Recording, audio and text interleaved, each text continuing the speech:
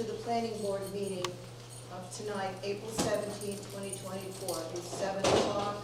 We're in the Wacoit room, and I'm going to ask everybody to please speak up because we have like a makeshift sound system here, and we may not be able to hear it, and people will watch this after they record it and it goes on television. So be kind enough to speak up loudly, and I'll try to do my part.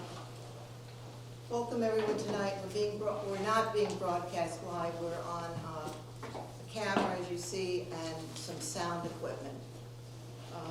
So with that, if you could stand for the Pledge of Allegiance.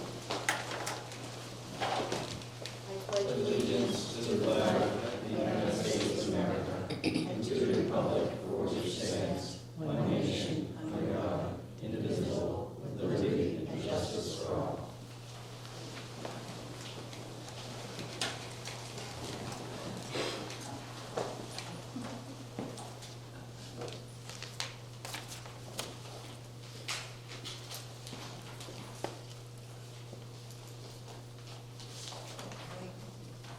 The first thing we have is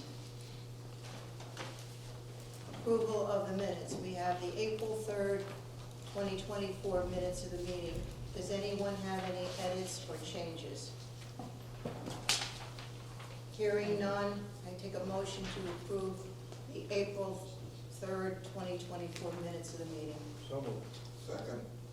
All those in favor? Aye. Aye, unanimous. I'm gonna abstain, Abstain from because that? because I recused myself from the matter in the Okay, minutes, and all right. they're approved. Okay, so All we're of you, approved. so I'm gonna abstain All right. from that vote. And the second one is review and approval of the minutes of the meeting from the joint select board and the planning board back from December 18, 2023. Does anyone have any edits or changes? So I do have a comment about it. I don't think we need to approve these minutes because they're already approved, but when I read them, they didn't quite capture some of the feelings and opinions that the planning board members had expressed.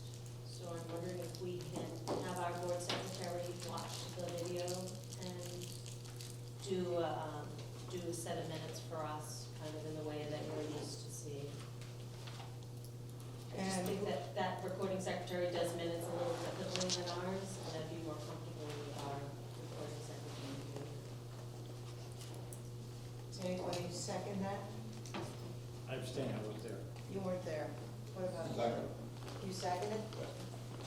All those in So I favor? make that motion, Go ahead. I make that motion that we have our board secretary listen to that portion of the meeting and do minutes for the Okay, as planning an board to approve. addendum to the existing minutes? They don't have to be an addendum, their minutes are separate.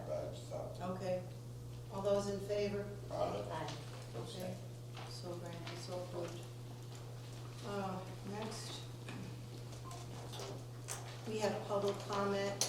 Because we have a lot of people here who maybe, raise your hand if you would, if you intend to speak tonight. Okay. All right. I will accept public comment, but I will not entertain at this time anything on Quiniquisette because that project is closed. We closed that matter. But I will take public comment after we discuss the public hearing on warrant article 28. That's the article for the indoor recreation area. And in addition, Mr. Junquera, the property at 474 Main Street, 31 Ashumet Road. And I'm going to limit it tonight to 3 minutes because of the number of people here. So could I have that list, the sign-up list, to see what we have? I don't think, I did announce it, I see one. Did anybody, Anyone else interested in providing public comment not related to either the zoning article or the development application on the agenda tonight? Other than Mr. Horton? okay.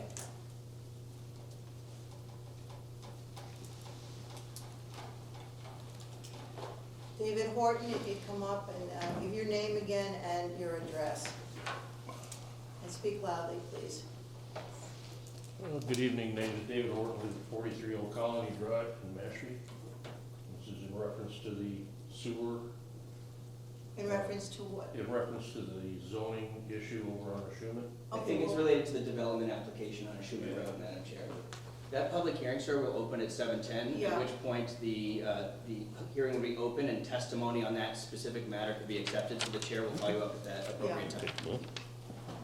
Okay, thank you, sir. 7:10, It'll be approved, not required. what's that? Oh, The right. A and R, Yes, the approval not required, which is, this, the initials are ANR, approval not required. The applicant is, yes, you have to leave. Madam Chair, I have a conflict of interest with the applicant, and I will recuse myself. Okay. All right, it's a Triple M Management Company LLC, 29 and 41 Echo Road, Mashpee, Mass.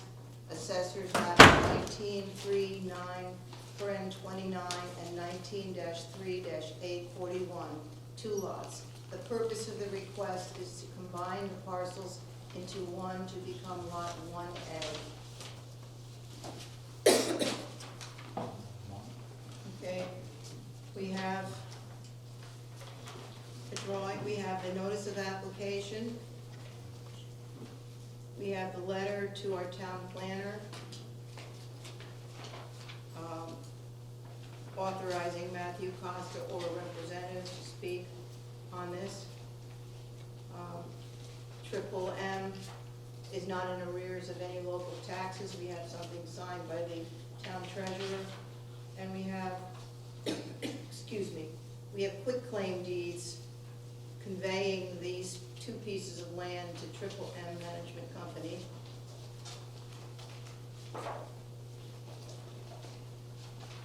And we have the drawing, the plans showing what they want to do.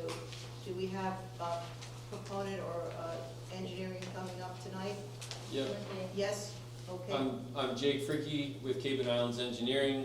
As you indicated, this is a plan to combine 2 adjacent lots on a previously approved road, Echo Road, for the purposes of sort of reconfiguring they've built 2 structures. They're both on one lot. The lots needed to be brought together for the business purposes. It has more than enough frontage on a previously approved way, and so we feel it. Would you tell us and the people in the audience what the criteria is for our granting this A&R? The A&R needs to be no new frontage is created, and if there was frontage created, there would be a subdivision plan. In this case, we're taking 2 previously existing lots which have acceptable frontage, and we're combining them together so it now has extra frontage. There's we're reducing the total number of lots. Okay, and it fronts on Echo Road. That's correct. Okay. All right, may I take a motion? I have no questions. Does anybody have questions? I don't know. No, okay. Okay. Motion? I make a motion that the planning board endorses this A and R plan. Second. All those in favor? Aye. Unanimous. Thank you. Thank you. Thank you, sir. Can you guide us through what you want us to sign? Oh, right. Yes, if you could sign the, right here. Each of you, and then, the date at the top.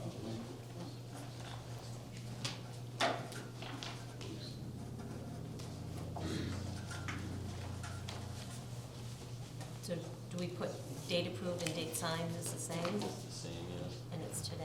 That's the It's the 17th, I believe. Yeah.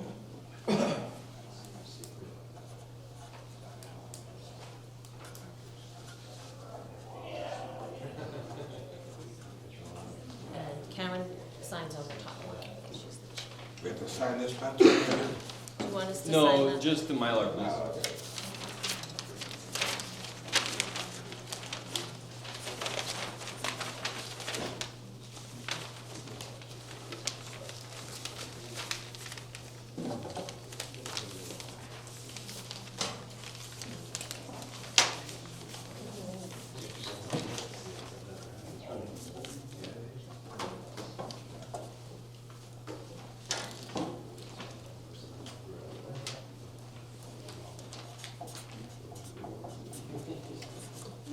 It feels like they moved the tables, but I don't think. Cindy's a bit, Too fast. I know, I know. Because I get stuck in there.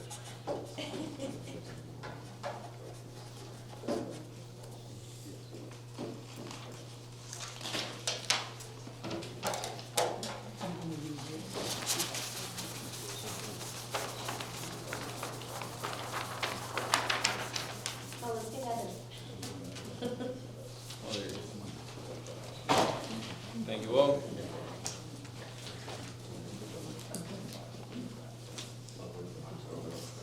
All right, it is a little past 7:10, and I'm going to open the meeting on the warrant article to review the article to see if we propose it for the May 6, 20, or recommend it for the May 6, 2024 town meeting.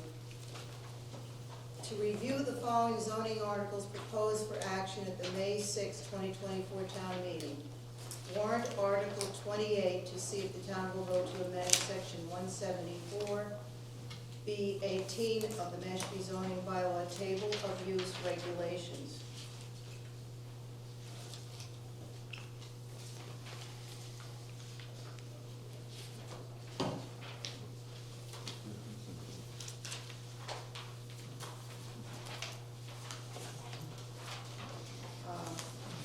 Do you have the public notice? I thought I had it, and I don't know why I don't see Do it. you want me to read it? Or do you want to read it? Okay, this is the Mashpee Planning Board public notice. Pursuant to Massachusetts General Laws, Chapter 48, Section 5, the Mashpee Planning Board will hold a public hearing on Wednesday, April 17, 2024, at 7:10 p.m. from the Mashpee Town Hall, 16 Great Neck Road North, in Wacoit Meeting Room, to review the following zoning articles proposed for action at the May 6, 2024 town meeting. The warrant reads, to see if the town will vote to amend Section 174-25 B18 of the Mashpee zoning bylaw table of use regulations by adding the letter SP in the column identified as I1 as follows. SP special permit, I1 is industrial zone 1. The article would authorize indoor recreational facilities in the I1 zoning district by special permit. Currently, indoor recreational facilities are authorized in only the commercial zoning districts. The full text of these articles may be reviewed in the office of the town manager / select board and planning department. So what I'd like to do now is move to continue this matter, this public hearing, until after we have the next hearing, at 7:15. Maybe 7:45. It was set for 7:10.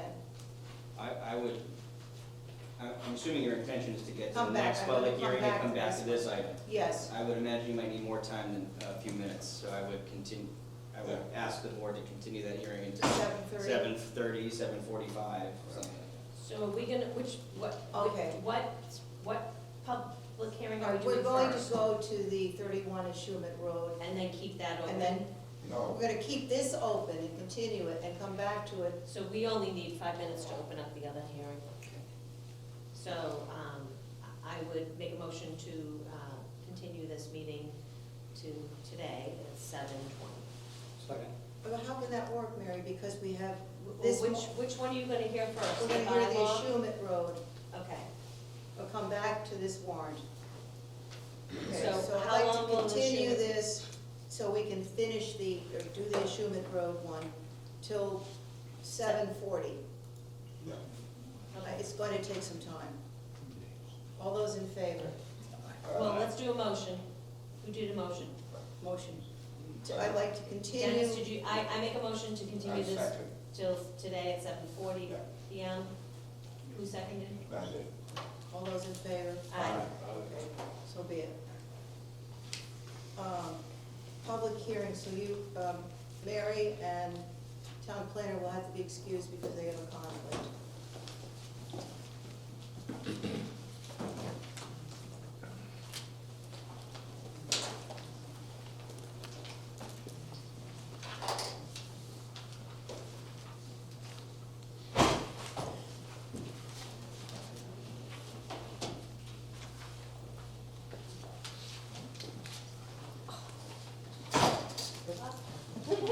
All right, I open the public hearing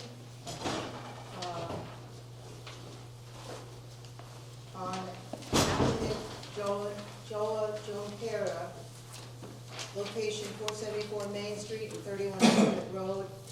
Applicant proposes to construct a 4,000, let's correct that, Mr. Gray, right, a 6,000 square foot commercial building for retail sales of water-related products with indoor and outdoor storage. The Mashpee Planning Board public notice, which we have to read. Pursuant to Massachusetts General Laws, Chapter 40A, the Mashpee Planning Board will hold a public hearing on Wednesday, April 3rd, 2024 at 7:10 p.m. in the LaQuoit Meeting Room at the Mashpee Town Hall, 16 Great Neck Road North, to consider an application by Joe Junquera, property owner, requesting a special permit to construct and operate, I'll make this correct, 6,000 square foot commercial building for retail sale of plumbing and water-related products with accessory storage at a currently vacant property addressed as 31 Ashuet Road / 474 Main Street, Mashpee, Mass. 02649. Assessors maps 27-21A and 27-21B. The subject lot is located predominantly in the C3 Limited Commercial Zoning District, with portions of the parcel bisected by the R5 zoning districts, and is located within the Groundwater Protection District and Light Industrial Overlay District. This petition is made pursuant to the Mashpee zoning bylaws, sections 174-24, close paren, 1, close paren, and 174-25E13, 174-45.6D, Article 13, Groundwater Protection District, and 174-25.1, Standards for Development in C3 Districts.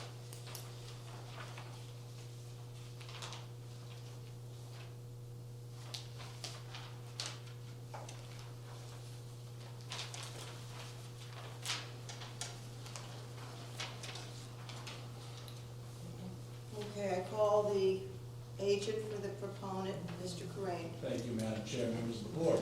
Again, for the record, Attorney Christopher Corain, representing the applicant, Joel Junquera, owner of 474 Main Street and 31 Ashuet. At the last meeting, we explained what this project was. Again, a 6,000 square foot building on a vacant lot in the C3 zoning district. I don't necessarily want to belabor kind of the background of the project. I do want to hit on some highlights for this board and what we're here to obtain in the special permit. I want to be clear to this board that this applicant is not asking for any waivers or any variances from any of your bylaw conditions. The zoning criteria generally for the C3 district is a minimum lot size of 40,000 square feet. We are providing over 98,000 square feet of lot area. The minimum frontage for the C3 district is 200 feet. We have frontage of 200.6 feet. The front yard setback of 75 feet needs to be provided from both Route 130 and Ashuet Road. We're providing 76.1 feet from Route 130 and 245.9 feet from Ashuet Road. The rear yard setback is 20 feet. We're providing 21 feet and 107.7 feet. The minimum lot coverage in the C3 district is 20%. We're asking for 6.1% lot coverage. So we meet every single one of the criteria generally for the C3 zoning district. The specific C3 criteria under 174-25.1 requires a minimum of 40% of the lot to be undisturbed. We are providing 45.4% of the lot to be undisturbed. Additionally, after revegetation, there will be natural of over 50%. Again, we meet that bylaw requirement. That is 174-25.11. In the C3 district, the building cannot exceed 20,000 square feet. Our proposal is 6,000 square feet. I know it was one of that is number 2 under the C3 specific criteria. One of the things that came up at the last meeting was whether or not we could have access on 130. 174-25.13 states unequivocally that where you front on 130 but you have access on another road, you have to use that access to the other road. The development clearing, number 4 is the development clearing must be 100 feet from the next residentially zoned parcel. We do have 100 feet, that's shown on the plan. You can see the line shown on the left, showing 100 feet to the pavement. The signage, lighting, noise shall not have a significant adverse impact on neighboring properties. We provided a photometric plan to Mr. Pesci. As we testified at the last hearing, there is only one machine that works. It's a forklift. It doesn't operate continuously. So we don't see any significant adverse impact regarding noise or light as such. Again, also to note that this operation, this business is closed on weekends. So it's only open Monday through Friday, closed on weekends. I will note, for those who went to the site visit, their existing building directly abuts residentially zoned areas. And there's never been any complaint from those residential zones, residential neighbors. And the 6th criteria under the C3 specific, off-street parking has to be on the side or rear of the building. We're on the side of the building. We also are required to have 9 parking spaces with 1 handicap space. We're providing 9 parking spaces and 1 handicap space. So again, when we're talking about impacts and neighbors, traffic and things of the like, we only have 9 parking spaces. So we're not going to have 100 cars coming in and out of there. There's 9 parking spaces. The other issue to note is, obviously, we're also in the groundwater protection overlay district. So in this particular case, there are no hazardous materials proposed for this area.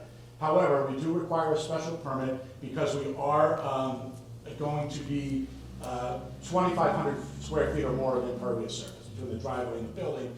So that is not as of right in the groundwater protection overlay district. You need a special permit. But as long as we can show that there's proper drainage, stormwater management, then that is allowed by the special permit. And again, we provided the stormwater drainage is all part of our application, been reviewed by Mr. Pesci. So again, when we're looking at the zoning criteria for the C3 district, both generally and specific, we meet every single one of those requirements. We're not asking for any waivers or any variances from those. I do think that there is a misperception about the impact that this particular business will have on the community. Again, there will only be, I think from the last meeting to today, they did traffic counts.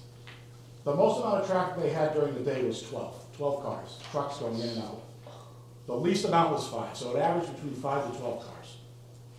Now, they were. That's way enough. They don't talk. And as far as deliveries with trucks that are bigger than just pickups, as we said, there could be days where there are no deliveries. So there may be days where there are no deliveries. There will be no deliveries on weekends, and there could be, there could be 1 or 2 on any given day. But again, that is not every day. So we think that the traffic concerns are, there may be traffic concerns of what's going on there now, going to and from the pickleball court, but those are going to be there irrespective of whether this business goes in or out. So we think that the traffic concerns are speculative at this time. We've provided you the information from our applicant of what the traffic is. So again, we've met all your zoning requirements. We're not asking for any waivers. We're not asking for any variances, and we think this will be a low-impact development. It's been approved by the Historic District at their last meeting. There will be additional screening provided through fencing to lessen the visual impacts. And will also, there was, I think, a requirement that nothing can be stored more than 6 feet in out for any outdoor use. So, again, with that, we are gonna be lessening any visual impacts. So, you know, that's what I have to say at this time, and I'm happy to answer any questions. The development team is here. Roger Duar from Bracken Engineering to answer any questions. Joel Jinquer and Roger Brooks from Cape Light is here, and we also have a representative from East State Lab. Thank you, Mr. Kareem. Now that I'm fully apprised of everything, I'd like to tell you, and you confirm that I've got the right information here. Yes. Under 174-24C of the zoning bylaw, the Mashpee zoning law, it says, a special permit may be approved only if it is determined that the proposed use or development is consistent with applicable state and town regulations, statutes, bylaws, and plans, statutes and bylaws. And you've said that, and I have looked through the C3 statute and recognized that you have done everything required. And as you say, you're not looking for a variance, you're not looking for any special favors here. Yes. It is interesting that only 6.1% of the total lot coverage is covered in this property, where 20% is the maximum. Also, you have 45% undisturbed land, which is reflected in that green, The dark green, the correct. dark green. And I will say, Madam Chair, the orange areas are gonna be revegetated, so that actually brings it up over 50% when you include the Right. orange areas. Okay. Now, you've already addressed it, the abutters wanted the entrance to be on 130, and the bylaw does not permit it to be on 130, because there is a road right there, Correct. and it's opening up on Ashumet. Your table of uses, which is part of the Mashpee zoning bylaw, allows this kind of business, plumbing supplies, in a C3 zone, but it requires a special permit, That's which you're right. here for today. With respect to photometrics, I guess we had this all along, but we didn't see it because it's on the back, I don't know. or did we did? I think it came in after the meeting. So, are these LEDs, dark sky? Yes. Yeah. Okay, so would you tell us, you've got these dots all over this, let's see, all over where the building and the parking lot is. And can you tell us what kind of lights and how do they go that you've dotted each one like this? So typically, each one of these numbers, again, my name is Robert DeWar with Bracken Engineering. Yes. The lighting plan was put together by, was it Rab Lighting? Rab. Yeah, Rab Lighting, they're a lighting supplier, and they work with engineers and contractors to provide the lighting plans. But Okay. generally speaking, each one of the numbers that you see is a reflection of the amount of lumens in that area.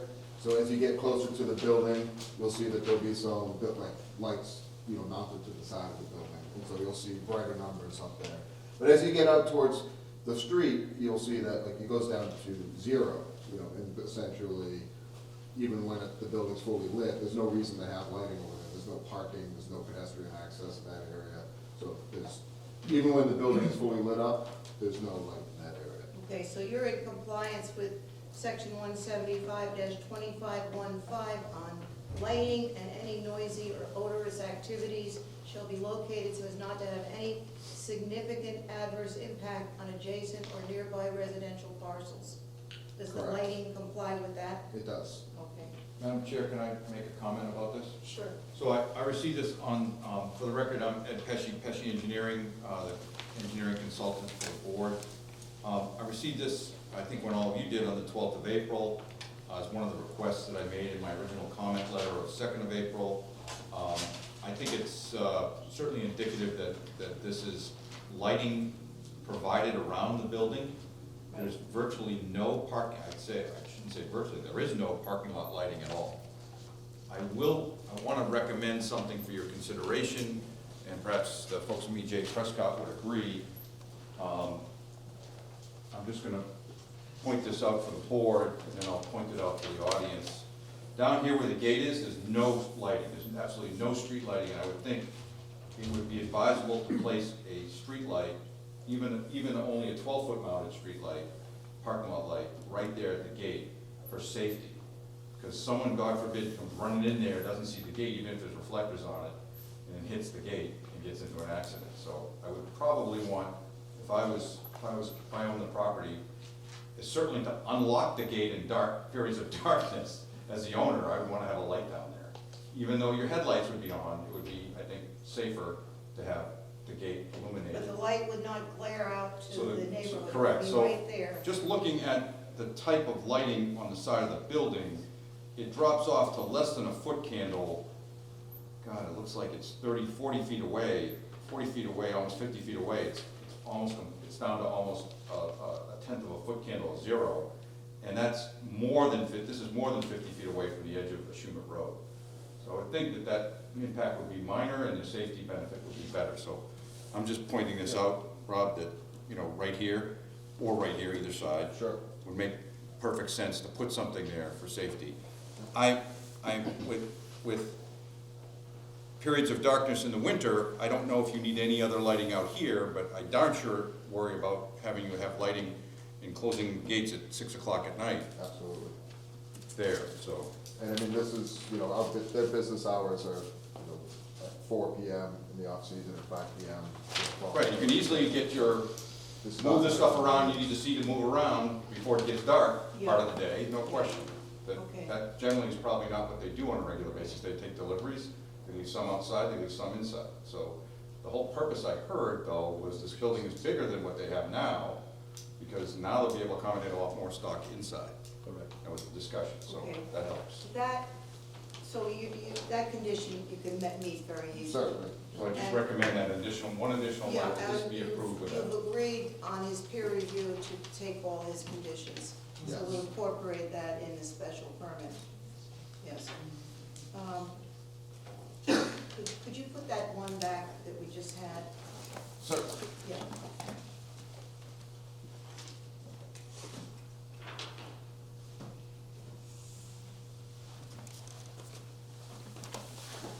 Okay, unfortunately, I was not able to be at the site visit, but I heard from hopefully a reliable source that the Historic Commission requested a solid cedar fence, and it'll go somewhere, oh, I have it on my drawing here, but it's gonna go behind the trees. The trees, yeah, Can you move the podium? We can't. Can we- pardon me, turn it, yeah, no, you can't see it. Yeah, thank you. It's going to go from here along here, so you're not gonna see anything. It's gonna be an 8-foot high fence. And the Historic Commission has asked that the piping and the materials that would be in the yard would not be higher than 6 feet, so you will not see over that fence. Over here, this is all going to be, they described it as a black painted chain link fence, and I wondered about that myself. My concern, and based on what some of the abutters were concerned about, was as you walk by here and you look in, where are you gonna see the piping and the materials in the yard? Could you show me? Well, you're not going to be able to see What is your name, sir? Joel Junqueira. Joel, okay, Junqueira? Junqueira. Okay. Somebody's walking by, they don't wanna be looking at pipes. Where will you put those pipes? Well, the storage area, see, that's why we're going to put the fence coming from Okay. this corner all the way to here. Okay, and you also will be storing in the warehouse? Correct, yes. So you won't be storing over here? No. Okay, great, you just answered my question. So we're not gonna be looking, it's just gonna be a parking lot, here's a loading zone? Correct. Okay, very good. Now, this area here Undisturbed. is undisturbed, it's 58,298 square feet. It's grass and it's gonna be, That's wood, not. it's woods? Yes, not Okay, gonna be cut. okay, so Just- natural. Can I just correct that, just for a second? Yes. That area isn't necessarily 58,000 square feet, that's the entire, the Schumett Road parcel. Right now, it's essentially technically two separate parcels that are Can joined. you point out what's Sure. 58,000? So 58,000, and on this plan it's like, but there's a line that crosses here. So That's you'll the see. issue, that's 58,000. So the triangular piece that he's pointing out to, that line is the zoning line. Okay. Correct. And this zoning line here is Let about the people 16. see what you're Sure. pointing to. This zoning line that cuts down right here, that's the residential zone area, and that's about 16,000 square feet. Undisturbed, so, you know, they're not building in the residential. You know, this is what the bylaw says, this is commercial land here, C3. So they've done everything they're supposed to do. Now, I'd like to address the main petitioner's petition, Mohammed Fad's petition. And I'd like to go through them, and maybe there's some things that you can accommodate on that. Sure. I know one of the chief complaints of some of the abutters was they wanted the road on 130, the driveway. That can't happen. That would violate. We can change that bylaw. You can change it. Okay, do we get to sit down Wait, now? just a minute, just a minute. Thank I'm you. gonna let you speak, Yep. but I just wanna see where They'll call the you. applicant stands on some of these things. They'll call you. They'll come.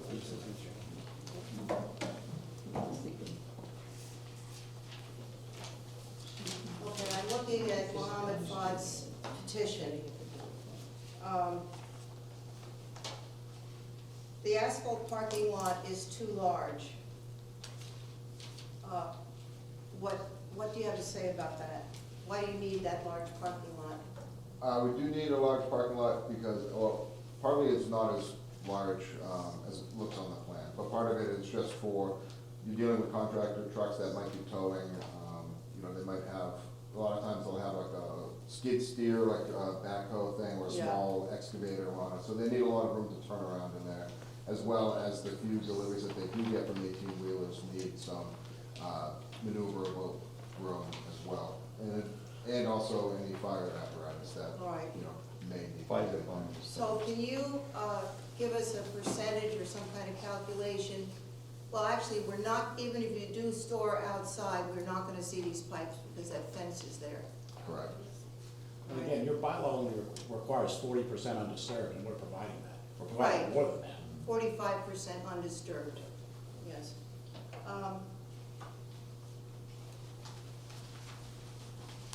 Let me see here, there's someone who spoke the other night, if you just bear with me a minute, I got a million pages here.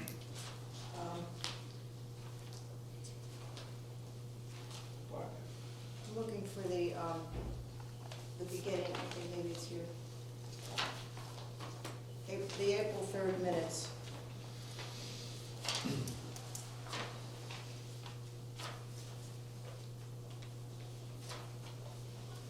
Joel Clifford spoke, and he is, I'm reading exactly what the minutes say.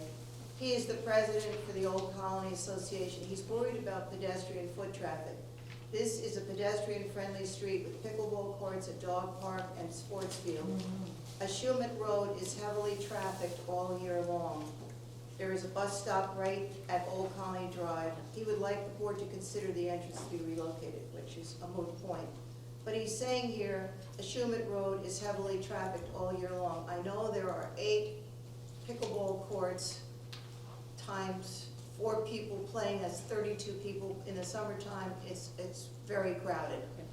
And other times, you know, when the weather's good, between the Heritage Park with the sports, which is built into this neighborhood, the dog park, the pickleball court. So you could probably put hundreds of people there, not talking about the tenants or the people who live in these buildings. So how many people are we talking about coming to your premises every day with everybody? So- Average.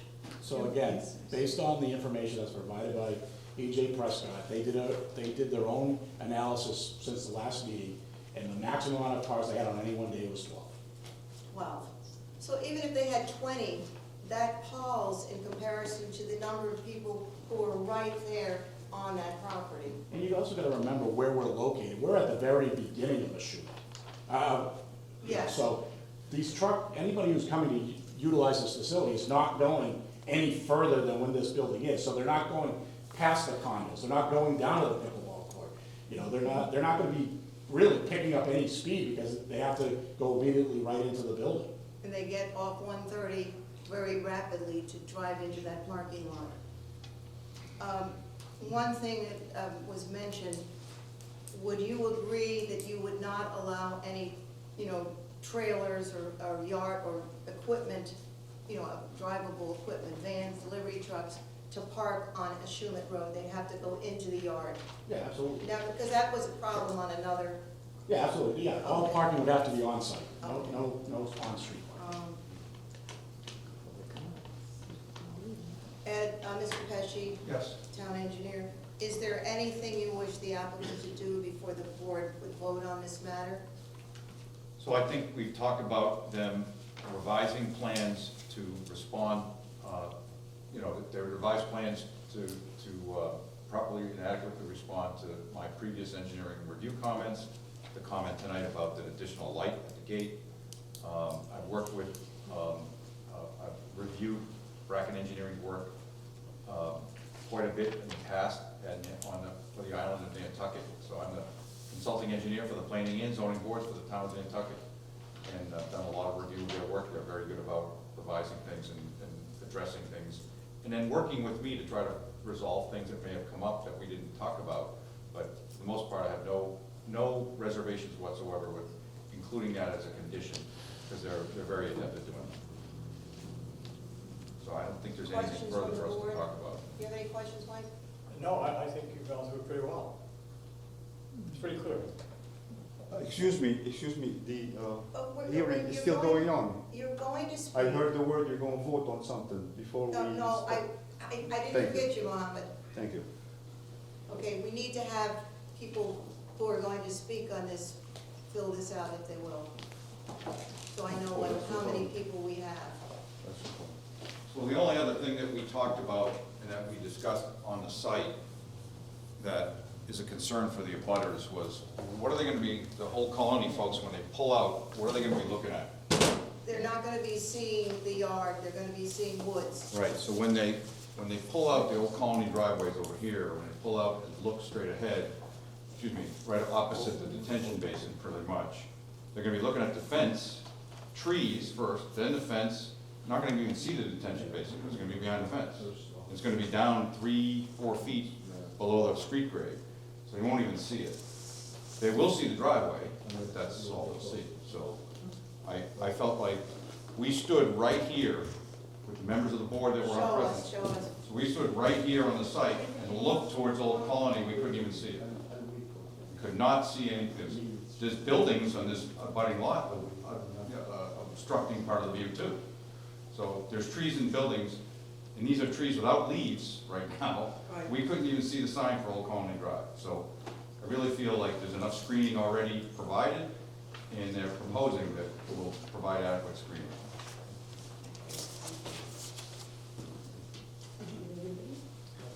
All right, so, pardon me? You wanna speak? Yeah. Yes. Okay. One of my concerns is the trucks coming in there. I said that right from the beginning.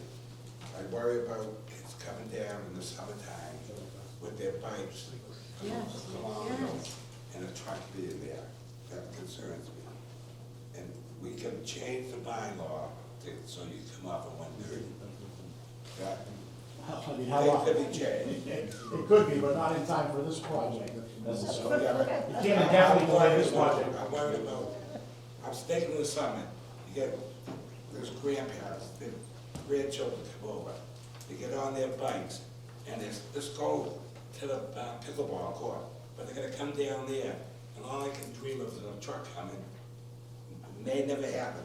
But what I like to see is you put up a sign a couple feet down from the driveway, trucks do not go any further. Truck must stop, big trucks. And then maybe on the other side, But the only thing I would say to that is, a truck that doesn't belong going into ours may go beyond that. I mean, I don't want trucks, so we can have a sign that says, EJ Prescott entrance. You can put your name on it, Yes. JPG, trucks from JPC, and they Sure. do not go further. Yeah. Because the trucks that go down further are pickup trucks. Unless there's a house being built and a cement truck goes down. On the other side, maybe we could put like a bench for the school kids, can sit there so they're not playing on the street or something. Maybe, I'm just trying to make it as safe as we can. I don't think that a bench would be So anything the like that bench would be would an issue. be at the stop sign by 130 or the Old Colony? Wherever the board would desire. Yeah, where do you want it? On the shoulder. I know, but it could be the stop sign at Old Colony, or would it be the stop sign closer to 130? No, I want the stop sign for the trucks. No, he's looking for a sign past the entrance to the site. No, I understand that, but I was asking about the school kids. The bench, you'd want that. School kids, you know, when the bus, everybody stops. But I'm thinking when they're waiting there, when I was a kid, we started playing, we maybe run out the street, and they don't see the truck coming, so maybe have something they can sit there for. But where is the stop sign, I'm asking, where does it go? There's no stop No sign, stop stop sign. Not a stop sign, the bench for the kids. On the side, coming out of Old Old Colony, Colony. okay, That right there where they wait for the bus, that's where the bus stops. okay. You gotta be a little concerned with a bench where they would congregate, otherwise they wouldn't congregate, just a thought. Yeah, I don't wanna make a place for them to congregate right there either. yeah, but they're congregating, waiting for the bus. Yeah. They're standing waiting for the bus, and if you ever notice, some kids push and stuff, and I wish you'd come off at 1:30, that's my Me whole too. problem.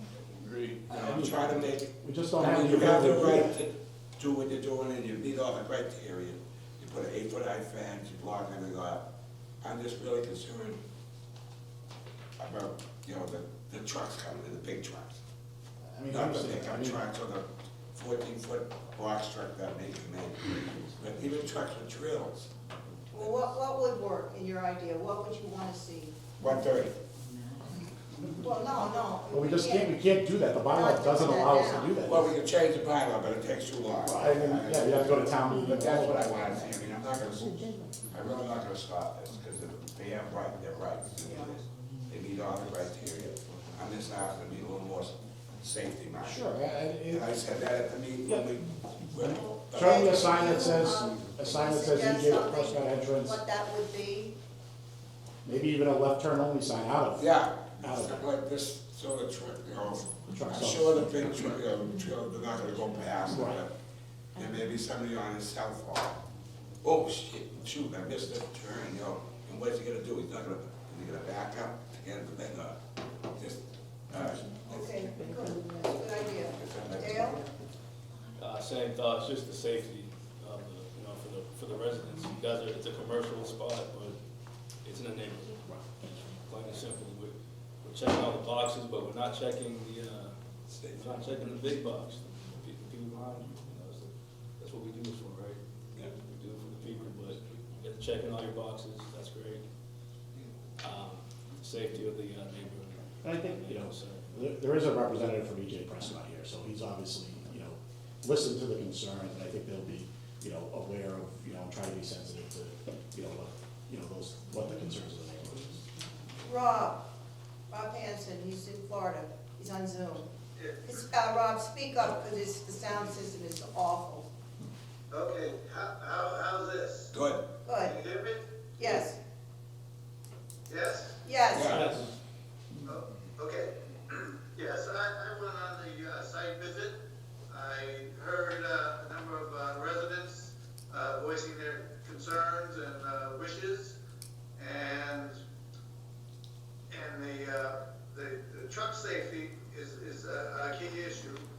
The thing that I think will mitigate that to some degree is that if you're on 130 and an 18-wheeler that you're driving, and you're turning onto Shumet Road, you're probably almost at a stop to make that turn. For sure. And then, as soon as you make the turn, you're making a turn into the driveway. I don't think a truck would be certainly over 20 miles an hour in that short distance before he turns in. And I really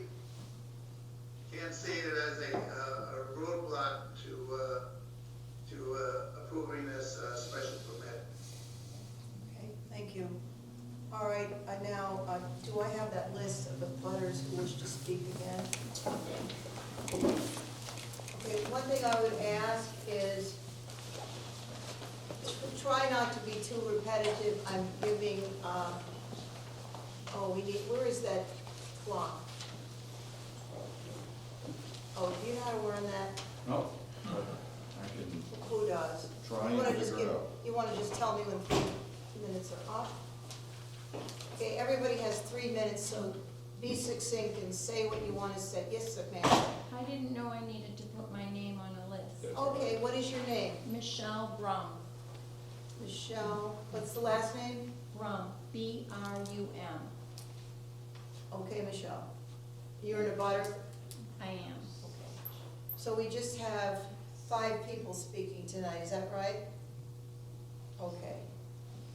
I gotta figure it out. You gotta figure it out? Okay, yes, I'm Mohammed? I'm sorry, this is not a comment session, this is public hearing. So you don't put a limit on it right away outset, because I do have 4 pages A to limit read. on the way of what? Time, you mean? I have to speak. You spent, did you clock how much time the applicant, the proponent spoke? No. I mean, you're discussing, so we have to present ourselves. I don't know how long it's going to take. I am not going to be boring. Hopefully there will be no repetition. But here I'm talking technical, because I presented technical points that are valid, and we have to present ours for All comparison. right, well, you know, the board, the chair has the right to limit the time. I will ask the board, what time would you like to allow? Because we've got 3, 4, 5 people here.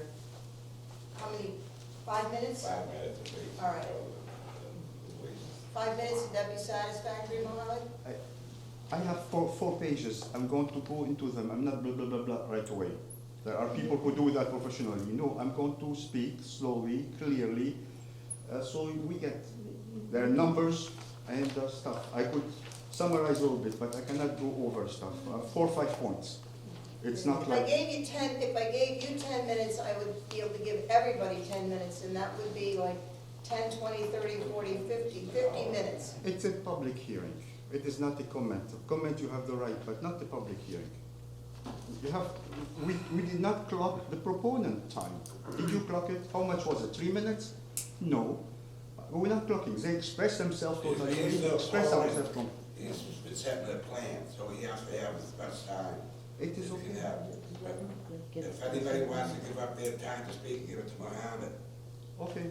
Let's give it a All try. right, I understand what you're saying, Mohammed. I will give everybody 5 minutes, and if the person who comes after, which would be, well, you're number 3. Okay. If Catherine Drasic, I think that's what her name is, wants to give up her time, and you can continue 5 more minutes. You know, that's what we'll do. Okay, come on up. Let the first person on the list come up. David Horton first. Come up, Dave. Good evening. Hi, good evening. Please sit down. Yeah, sit down. You know, Speak loud, please. 43 Old Colony Drive in Mashpee. Yes, sir. Been a resident for 9 years. Just some observations. It said that the entrance is not directly across from Old Colony, but it's awful close. And it's right across from the bus stop, number 1. Can you speak up a little bit, please? Sure. Because the mic's right behind you. Also, you know, as it's been mentioned here before, a lot of kids and dogs are walking up and down Pursuit all day long. You know, I've walked my dog on there numerous times, and there's plenty of traffic going up and down there. Other concern with the heavier trucks and the semis is the Schumet Road really don't even handle 16-wheelers over and over again. I mean, I've been involved in the industry and I know what kind of damage trucks can do to roads that aren't built to handle them. And really, it's just a quiet residential neighborhood. And I heard them talking a lot about the stormwater runoffs and whatnot, but I'm curious if there's been any other environmental impact studies done. Can you answer that? Wait for other studies. I'm not, I can't address you, sir. Well, who in here can? So, Mr. Madam Chair. Chair, We're not in any conservation or wetland area, so we wouldn't. Yeah, it's not He's in a not setting the conservation area, rules. and it's where you're putting the septic and the drain field, you're more than 1,000 feet away from water. So they're within their rights to do this, exactly what they're doing. Well, I guess in summary, I would just say that there's a quality of life issue, there's a truck traffic issue overall, there's the safety of the overall neighborhood. And I would just recommend that you vote no on the amendment. Thank you for your time. Thank you, sir. Diane Pocknet? I'm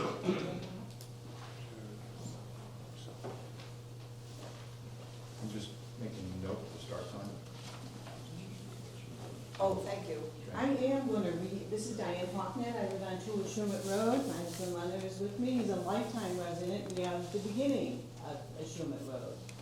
And I heard things that really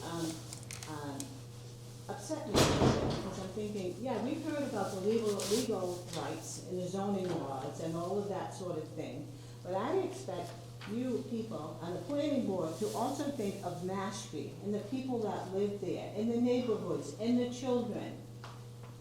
And not just that they're within their rights. I don't like hearing that, you know, you're within your rights to do what? To ruin the environment? We're talking trees, we're talking people, we're talking children, we're talking roadways, we're talking safety. The impact on the neighborhood is going to create noise, it is going to impact the safety of children. I've never known a business that will just want 1 or 2 trucks to come in and out, like this has been explained to us. If you're a business, you want people going in and out, don't you? So that means a lot of volume. In this business, you think about Mashpee, what is it doing for our people here? Is it creating jobs? Is it worth, creating a structure and putting something in next to people in the neighborhood where we know there's traffic? The traffic increases, of course, in the better weather. We have a park down the street. We have pickleball, we have neighborhood, we have kids on bikes. I have a grandson who lives within my house, my home. They're out there. We're talking big trucks here. You gotta start thinking about, just are they within the legal ramifications and listening to this, somebody presenting business. This is a neighborhood, we live within the neighborhood. You have a showing here of people who want you to care and take that part into consideration, not just are they within their zoning rights. If they can make it better by going in 130 and it takes a little longer, maybe we need to consider that. I want you to really think about the impact this is going to have, not just are they within their rights to do this legally. The big trucks are gonna have impact on the road. The impact on the neighborhood, the traffic, the noise, the safety, the environment. Maybe those aren't things that you can just look at, are within their legal rights to do so. But you can think about, this is gonna have the impact on the kids and the people at the noise, the quality of their life, their property value, everything else that all of you have to think about. We do too. Take those other issues into consideration when you make a determination like this, especially the safety and the future of our children in our neighborhoods in Mashpee. Thank you. Thank you. Mohammed Fad? Yes. We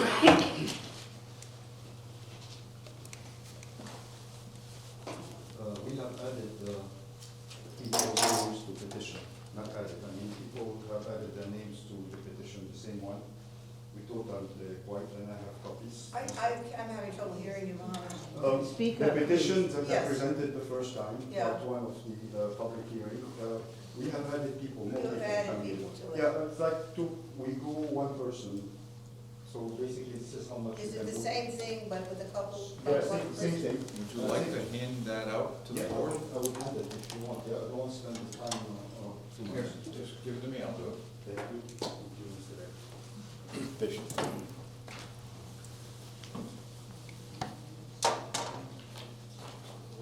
Go, Mohammed, go. Okay. This letter, I will give it, the copy to Madam Chair. It's addressed to, no, I have to read it for everyone. Okay. Dear Madam Chair Faulkner, thank you for accepting my neighborhood's testimony on this matter, etc., etc. I'm going to brief jump as fast as Okay. Speak up. So, number one, the proposed use that is being presented is not allowed in commercial C3 zones and is only allowed in industrial zone I1, which is effectively that's happening. One of the last question, why aren't they happy with the I1, with the special permit, etc.? So, the use proposed at the location is not allowed. Property is zone C3 in the Mashpee bylaw, section 174-25. It lists all the uses allowed in the C3 zone. It lists them. So the application lists the use, the application that's presented, as a commercial building for retail sales, retail, too many lines on there, of water-related products with indoor and outdoor storage. There are two elements here in this statement. Retail and indoor and outdoor. Outdoor storage is an issue also. So, first of all, this description of a use as listed is misleading. This company is a waterwork supplier, distribution. It is not like me, I go to Home Depot or I go to Botello, pick up a couple of items. It's not like a small boxcar, it's big trucks only. From their website, they are, quote, a trusted ally for professionals who want to move water and wastewater and stormwater, whatever it needs to be. Basically, we are sewering, for example, and guess who is the main one that will provide the piping and the fittings? You could tell who it is. Everett J. Prescott Company. These water-related products include, but are not limited to, pipe, hydraulics, and fittings, connections, clamps, couplings, saddles, backflow preventers, valve and service boxes, as per their website. They have a website. These items are large, requiring outdoor storage and heavy equipment to move. And also, they have their little 6,000 square foot, 2 stories. So basically, the bottom, they have a little bay. They could put stuff in it. So this is not a retail store, not a retail store, but an industrial operation, a wholesale business, distribution, and storage facility. And as such, is not allowed in C3. Very simple. It's part of the bylaw. Somebody said, you want to change the bylaw? Go ahead. But this is a bylaw. We cannot start skipping stuff. That's point number one. So, point number one again. The application states the proposed use is allowed by the zone bylaw, section 174-25E13 in the table, in the C3, as with the retail sale of water-related product. This is false. Here is section 174-25E13, and in it, if you read it, the only item that's related to water or piping or fittings is called plumbing supplies. Plumbing supplies, not distribution of big pipings, which actually you should have seen in the industrial zone at the 89 Industrial Drive. So the proposed business is not listed in the chart, and at the last meeting, the applicant admitted the business is not plumbing supplies, which is better. In fact, it is not any type of business allowed by section 174-25E13. And by the way, they could say as much as they want that they have fixed a place for us. It's a big place, they give us this much. No, it's a business, the business, and this is what they want to do. And if the business is allowed or not, it doesn't matter how they fix the thing. They have to fix it, but the business, the C3 zone is most important. It is the one that prevails. The same way I heard it before, that we are residential and they have part residential, and the majority, the principal part kind of prevails, which is basically the C3. And in this case, C3 goes above all these little things of fixing the trees. They have to fix the trees, but the C3. Sorry for this parenthesis. So the proposed business is not listed on the chart, etc. In the last meeting, etc. Anyway, this shows that the proposed use is not allowed in the commercial zone C3, and the application must be denied. Application must be denied. The reason the development feels so intrusive to our neighborhood is because it is an industrial use, not a commercial use, and is only allowed in the town's industrial zone. The company currently functions from 89 Industrial Drive and also sub 79, which is also they rent probably from the Mashpee Water District. Under a special permit from the Zoning Board of Appeals recorded in the year 2000. I do have copies of the special permit, which actually, and I have highlighted the term that says, according to the zoning, etc., the bylaws, it allow for outside storage of waterworks materials, hydrants, pipe fittings on property, etc., etc. This tells you again what they care about. It's the main business, distribution of property. They don't know, the building is not important, it's storage that explain the size of the parking, the gravel, etc., the asphalted parking. We are not dealing with the 9 places, 9 parking spots, and the one that has to do with the invalid one. It's basically the huge parking for the stuff, gravel and asphalt. I continue. Are you almost done, Mohammed? This is page number 2. I'm going to skip to page number. So we dealt, I'm sorry. So 6 minutes. 6 minutes, okay. We Does dealt, somebody want to concede their time to Mohammed? The next person, Catherine? we dealt with C3, we dealt at zone C3, and we dealt with the kind of business that they have. I continue. The proposed project of this type is for industrial use, not a commercial use, and allowed only in the industrial, that's a repetition. The proposed use is allowed under zoning bylaw, section 125-25G9, in the industrial zone only. It is specified in the tables, bylaws, which we are not changing right now. You could change anytime you want, but this is what the bylaws are. This is the rules that we have to follow. This use is not allowed in C3 and not allowed at 474 Main Street, etc. Proposed project, point number 3. Proposed project is wholesale business and storage, not retail. Now I could go explaining, but that's the title of my paragraph. I go to the next paragraph. The special permit cannot be approved. Why? The special permit must be denied per zoning bylaw, section 174-24-C2. It says, quote, a special permit may be approved only if it is determined that the proposed use or development is consistent with applicable state and town regulation, statutes, bylaws, and plans. The proposed use is not consistent with town bylaws and therefore cannot be approved.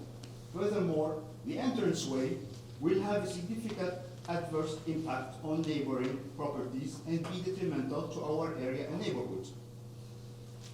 I have here, I'm trying to, talking about entranceway, actually there is not, it says correctly, it says, but there is also other notes that says that explains the specificity of the spot, explains that basically if they want to go on Route 130, they could do it from either side. It's allowed, it's not prohibited. Not prohibited is the word that is being used in the bylaws themselves.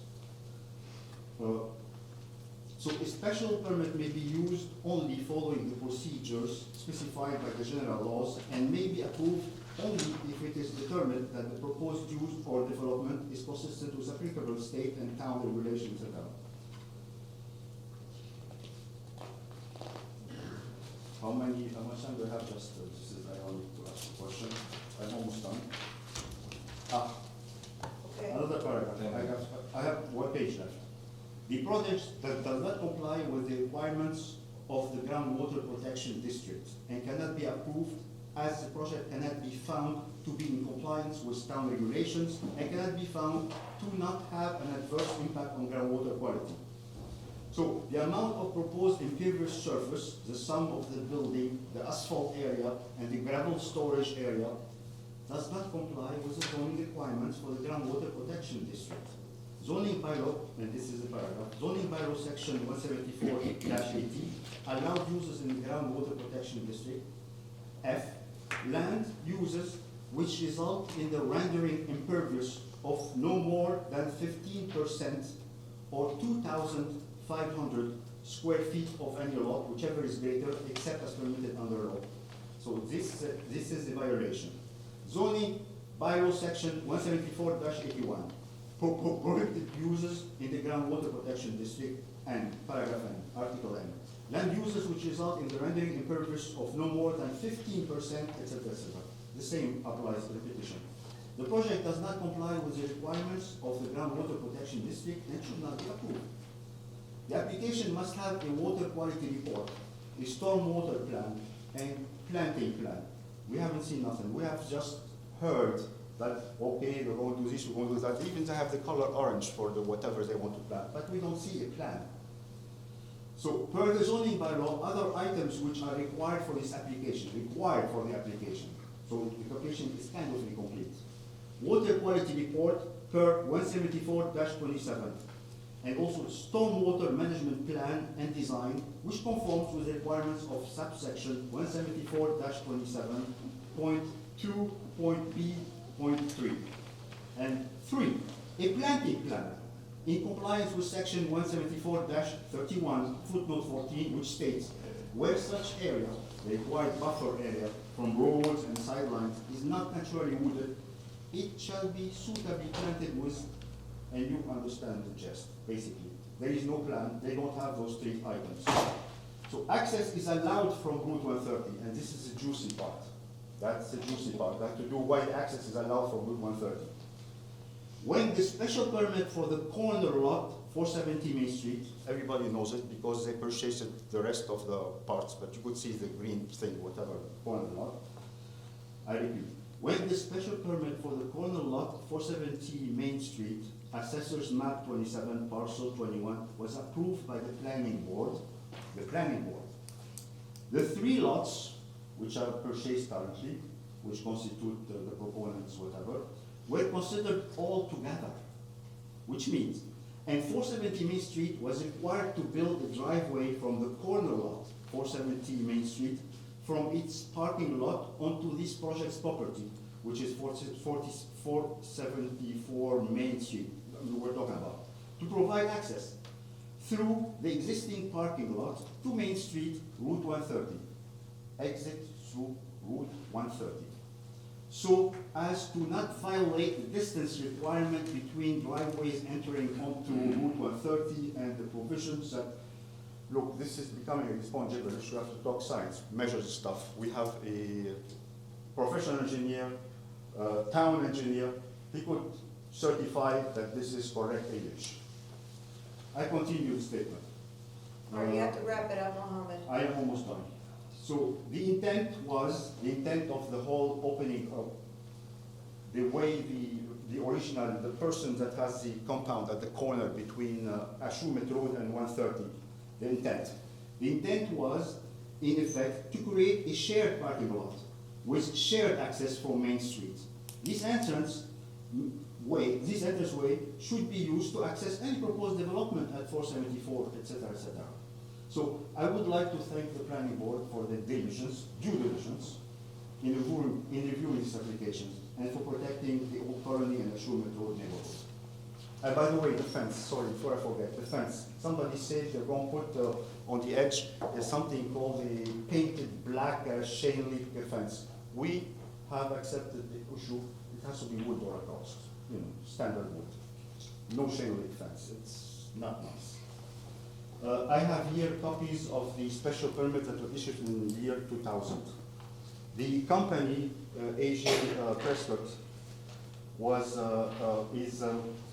is a foreign corporation has foreign corporation certificate to work in Massachusetts since 1980. They haven't changed the type of business. They're always water distribution, piping, etc. Can I give you this? That's a special permit. The copy also is very important for you.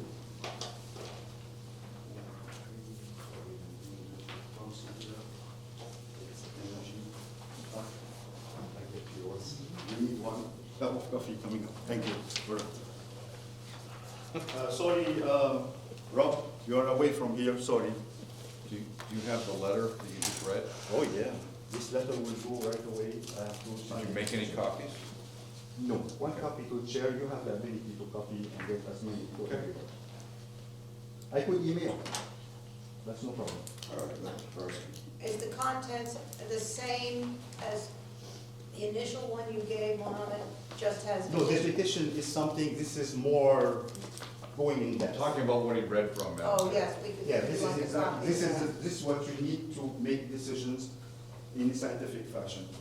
So this is for Madam Chair. Okay. Thank you very much for that. being Wait, patient with me. The main copy Tom, now. just send it to her. Yeah. Could we take a recess, please, and oh, wait a minute, I I can't do like the that. recess too. I can't do that, because he's conflict. Yeah, just give it to me. Yeah. How many copies do we need? One for every board member, Mr. Corain? There's a code I think you have to put in it. You gotta have it up there.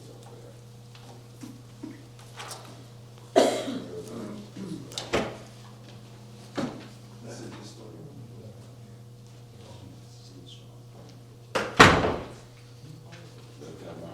That's a signature, people, 39 people. Yeah, we got that. You got, I'm sorry, I didn't know.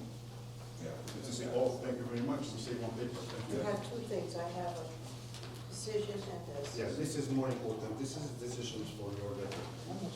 Everything is public record.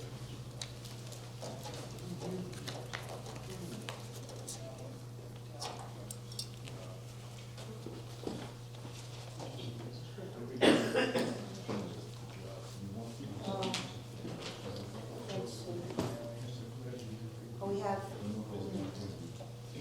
we'll just wait a minute. It comes back.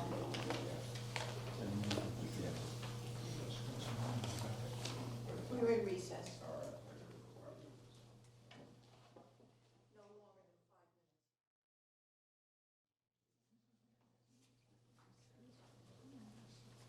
This is the original unstapled, left to state location, you want to have copies. Okay, this is very good. Yes. Two copies. Does Catherine, is it, I'm trying to read it. Dreyer, want to come up? How do you say your name, Catherine? Catherine Draven. With the street. I live at 12, or at 1 Schmidt Road, 12 Schmidt, Mashpee. Speak up, please. Do I have a microphone? No, you Go have ahead, to there. speak up. This is- Okay. They're redoing the AV in the building, so. I've never done this before, so. Okay. They were saying that access could not come from 130, but section 174-41 parking lot design, subsection C. Interconnection between parking areas on adjacent commercial properties shall be required where appropriate. I would like to point out this may be a case where it is appropriate. You can share a driveway with, is it landscape design supply or something on the other side, or this corner lot that everyone's referencing is already having entry off 130. The GIS, the GIS Town Interactive Map shows high post-contact sensitivity and moderate pre-contact sensitivity. The bylaws, 174-24, subsection C3, the application shall indicate any portions of the site which lie within the areas mapped as high sensitivity or moderate sensitivity on the maps of pre-contact and post-contact archaeological sensitivity included in the final technical report of the archaeological reconnaissance survey prepared for the town of Mashpee to the public archaeological laboratory. Can everyone hear, excuse me, No. Catherine? I'm Can sorry. everyone hear Can't hear back a thing. there? I'm Yes? sorry. No. No. Speak up, Speak You up, have to okay. speak up. talking to the public here, Okay, sorry guys, I'm usually very the quiet. voting public. Okay. So these parcels are, and I have printed maps here, these parcels are high post-contact sensitivity and moderate pre-contact sensitivity, and that may require traffic studies, water quality impact reports, environmental impact reports, fiscal impact reports, and similar may be required. Now, I know you've maybe done water quality, maybe you've done a traffic study, but not really official. I don't know how traffic studies work, or if we can get an official one done, because I believe they did the traffic study on the day of the eclipse, in which nobody was driving, because everyone's looking up at the sky. You know, it does increase in the summer. People with babies, pushing their babies and dogs from the condos to the general store. We see kids going to get candy and snacks from the condos to the general store, which is on 130. So, no offense, Ed, but when you said last meeting, like, no one may not typically walk from the condos down 130, I live at 12 Ashumet Road. I am right there. Everyone walks by me. My dogs let me know about it. Yeah. There's a lot of traffic. There's a lot of foot traffic. Just so you understand, I believe that the applicant mentioned they did traffic counts at their existing facility, not at this location. So they wanted to see how many customers showed up. Okay. They talked about having up to 12 customers a day. They wanted to see how many customers showed up, and just to substantiate that discussion. So I believe that's why they did that. Does that sound correct, Mr. Breen? So I know some people heard, they thought that was the number, the traffic count on the Ashumet Road. That's not what they were saying. Yeah, the traffic count on Ashumet Road, we have baseball fields, soccer games, in addition to pickleball, we have dog park. I mean, it never ends. There's always people going from Heritage Park. There's a playground on Heritage Park. So even when there isn't soccer games happening, you have families walking with their little children and dogs all over this area, and it's just, I would like to see the access come from 130 is my primary concern. The fence I'm happy to hear about, because I was worried about noise, and I don't want to see big ugly pipes. I live right there. But the fence will help with that, so I mean, I am happy with that. I think access 130 is something that we could require. Catherine, Michelle Brum.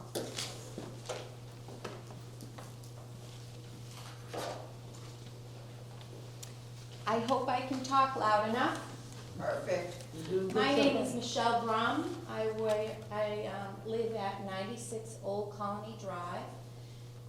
My husband and I have lived in that development since it was built in 1987. There are a couple other people in the neighborhood. Of the 29 homes, 3 of us are original homeowners. I have a couple things I'd like to talk about today. One of which is Ashumet Road is so close to so many of the wonderful parts of downtown Mashpee. The Veterans Park, the Memorial Park, the Indian Cemetery right across the street from us, the Herring Run, the Indian Museum, the one-room classroom. I mean, from Route 28 down 130 up to Ashumet Road has really been residential, community real estate. There's very few businesses, even on Route 130 from Route 28 to Ashumet Road. Past us, past the ball field, it's really developing into a lot of commercial zone. But I am really worried about a couple things. I flat out asked them at your site visit the other day, will 18-wheelers be coming down this road? And someone said no, and then they thought about it for a second and said, oh yeah, they are 18-wheelers. Well, I would love to know how an 18-wheeler is gonna come down Ashumet Road and not wipe out Old Colony sign as it's trying to turn into that driveway. And they cannot go to the end. It's a dead-end road. There's nowhere for that 18-wheeler to turn around. So if he misses his turn, he won't even be able to navigate into the ballparks to turn around, because I can't do it hardly with my Suburban. So that's another point I want to make. One thing I don't when was this bylaw actually written? And then today they're asking you for a special permit? And I'd like someone to explain that to me. And I heard at the beginning it was a 4,000 square foot building and it was changed to a 6,000 square foot building? Or was it always 6,000? It's always Yes, six, no, it was it's just mislabeled on one Okay. of It's the a forms. mistake. All right, and my last point is, along with the other resident on Ashumet Road, is I remember when it was Ma Glockner's Restaurant. That's how long I lived here. And I remember also when that was a shamble and dilapidated for decades, and it was 3 parcels, I think, were posted up on a sign on Route 130 when it went up for sale. Now, there's 2 businesses that come off of Route 130. There's a lawyer's office and there's the Human Services Building. Now, why aren't they using that access point? When those 3 parcels were owned by the same person way back when. And I think that about covers it, but most of all, I'm worried for our community. I'm worried for that part of our community that's been so wonderful in Mashpee. To have our kids ride their bikes down that road when they gotta go to soccer practice, baseball practice, Little League. People bringing their dogs and socializing at the dog park, the pickleball courts. I don't think we need industrial piping on that road. Thank you very much. Thank you, Michelle. I think, let me say this, I think we should continue this matter to the next meeting. Would you like to speak, Mr. Crane? Yeah, I guess I would ask, what more information would you need for the reason for a continuance? Well, I think we have to look at some of this. I mean, I think it's a little unfair to the applicant that somebody can submit something at the last minute and now, we're being continued. I mean, all I can say is that, we can't, we don't own the next door property. We don't have rights to go into somebody else's parking lot and take access at 130. We ran into this problem. No, that's And then, as far as a non-starter. and then, just quickly, the only other 2 points I want to address with Mr. Codds, I wholeheartedly disagree with his assertions about the zoning bylaw. Section 13 allows, you left out the word wholesale sales. You said you kept harping on retail, but 13 allows for wholesale sales as well. And plumbing supplies, they may not be toilets and faucets, but they are plumbing supplies. It's water, it's sewer, those are plumbing. And it's also, this property is also within the light industrial overlay district, which also allows this type of. And as far as the groundwater protection overlay district, again, conveniently left out the part that even though it's over 2,500 square feet, if you can provide the information regarding stormwater design, that allows you to still grant the special permit irrespective of the disturbance of 2,500. There's more to that paragraph than just simply no disturbance over 2,500. So that's all I wanted to say.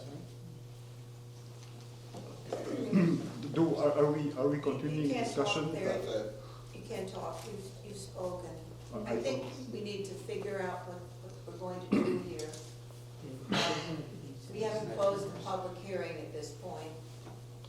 I think, go ahead. At least 2 weeks to go over all this stuff we got and see how true it is, if it fits Mr. Price in, he has the right to do that, but I gotta take some time, maybe 2 weeks. So I don't want to close the public hearing because then we couldn't respond to this. Understood. So would you be willing to, we move for a continuance, keep the public hearing open, and then you respond to this in 2 weeks, and we will vote that night? If you could respond to it before so we could read it, Absolutely. I think that would help. So, all those in favor of having a continuance of this public hearing, 31 Ashumet, 474 Main Street, till May 1st. But I have to check, no, Unfortunately, I have another matter in the town of Bourne before their zoning board on May 1st. yeah. Let's continue it to May 1st, and if I have to make arrangements, my Okay, schedule. I have to check with Evan on the availability, because I don't know what time is available. We've got a bunch of other things on that evening. I think I can bring them back in now, because we're done talking about it. Well, you gotta vote. But no, we have to, Continue the hearing. we have to I continue made it. a motion to continue the public hearing to say 7:10 May 1st. Well, I don't think 7:10's To available. a time to be determined. What time to be? Okay, all those in, any Well- second, Discussion? any discussion? All those in favor? Aye. Okay. Thank you very much. Unanimous. Thank you. Did you get all that paperwork? I believe I did. I can check with Karen at the office if I need it. Yeah. Yes. Thank you. Okay. Have a good night. I'll go get Evan. Okay.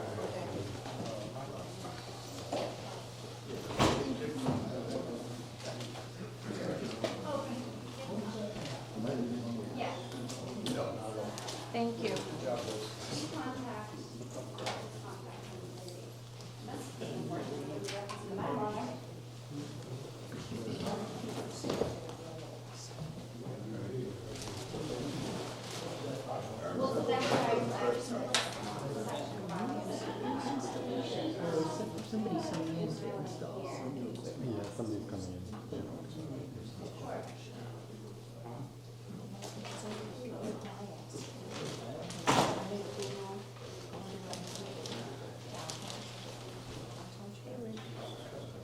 Feels like that part was ignored because it doesn't fit their mandate. You know? It doesn't, you know, just bring it up because they don't want to deal with it.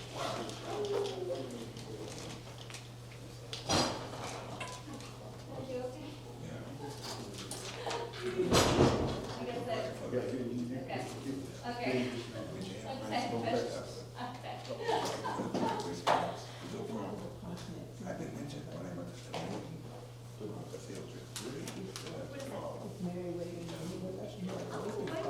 Perfect, let's do it. And you can't change.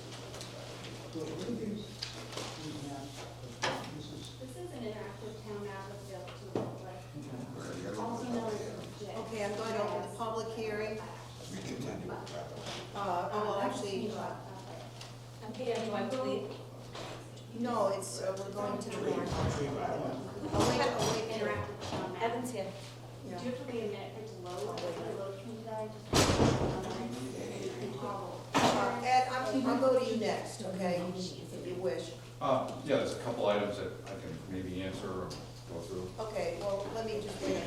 I need a time, we've already moved to continue this last hearing, but I don't know what time on May 1 that's available. We've got so many things going on. May 1 is wide open, because the two Oh, the. hearings that I needed, that we had previously it's wide scheduled, open. I need the board to reschedule. So May Okay. 1st is wide open. Okay, so Okay, 7:10. so we say, It's New Seabury is on 7:10. there. I need to have them re-vote to establish the new Seabury hearing to April 7th, May 17th, because of notice issues. It did get into. You're gonna do that tonight? Yes, I'm gonna ask the board to make a motion to add that to the agenda. Okay. All right, so we made a motion to have a public, continue the public hearing, May 1st and 7:10. Okay, Yes, May 15th. all right, we've already said to be determined. We already voted. Okay, fine. So we haven't talked about that yet. Okay, now we'll do the tree bylaw. No, we didn't. While we're here, before we just get on, Evan, could you just, we're gonna come, never mind, we'll come to that. We're coming back to, this should be quick, Ed. We're coming back to the public hearing on the warrant article that is continued. It's now 20 of, perfect timing. Well, no, it isn't perfect timing, but it's 20 of 9. To review warrant article 28, proposed for action on May 6, 2024 town meeting. I previously read the Mashpee public hearing notice. And I guess Are you opening up the hearing? I'm opening the public hearing at It was 7. already open, we just. It was open, it's continued, yeah, right. Continued. Yeah, so now we're opening it. Reopen. Comments from the planning board with respect to this article. This is the indoor recreational facility that we're going to be moving to go to town meeting to amend the bylaw to allow this property in the I-1 zone. I have no comments. I think That's a good idea. it's a good idea. I have too. no comment either. Do you have any comment? Rob, do you have any comment on this? No, I don't. Okay, can we take a vote? I'll ask for comments from the public.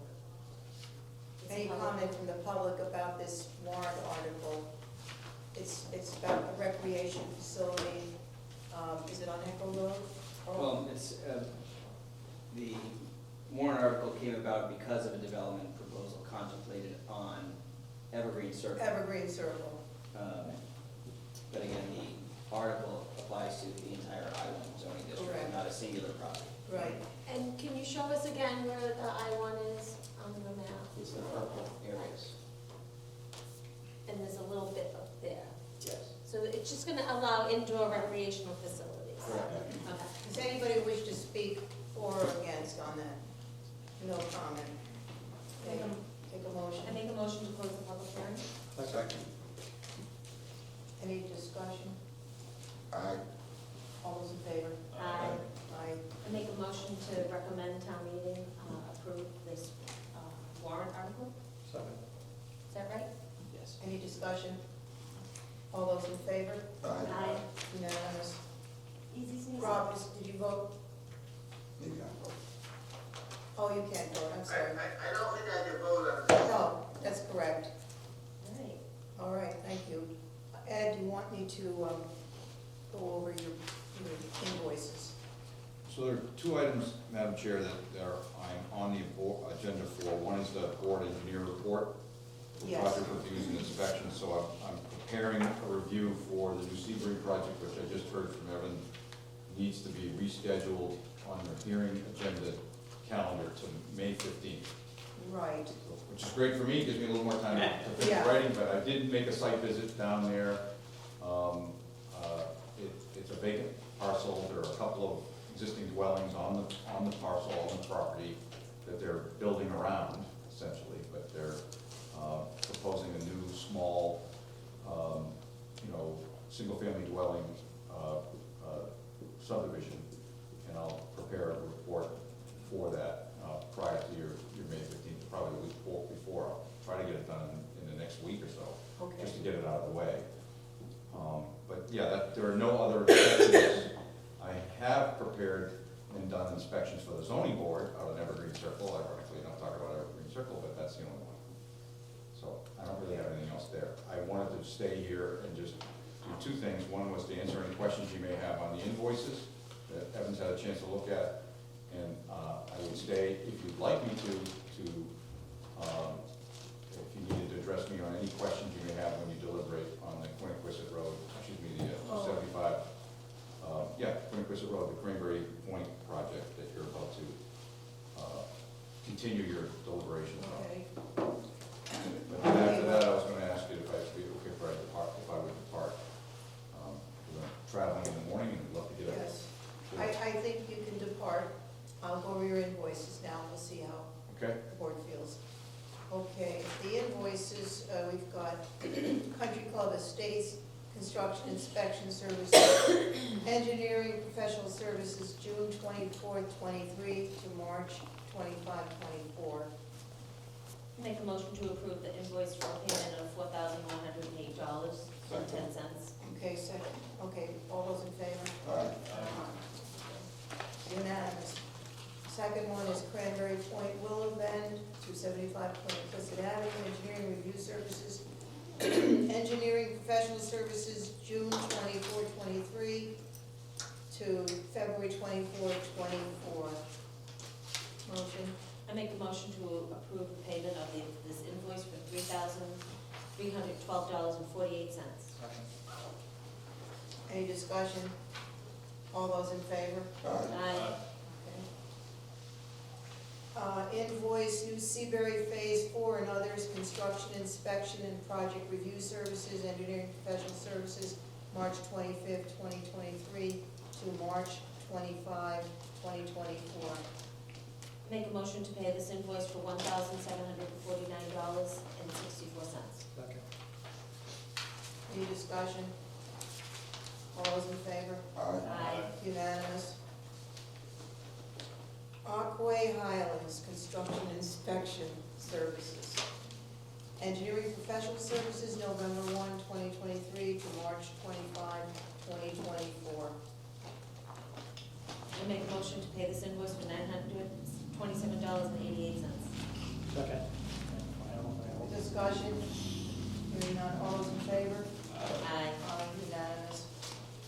The last one is Willow Circle and peer review, construction, inspection services, engineering professional services, November 2nd, 2023 through March 25, 2024. I make a motion to pay this invoice for $80. Second. Any discussion? All those in favor? Aye. Okay, thank you very much.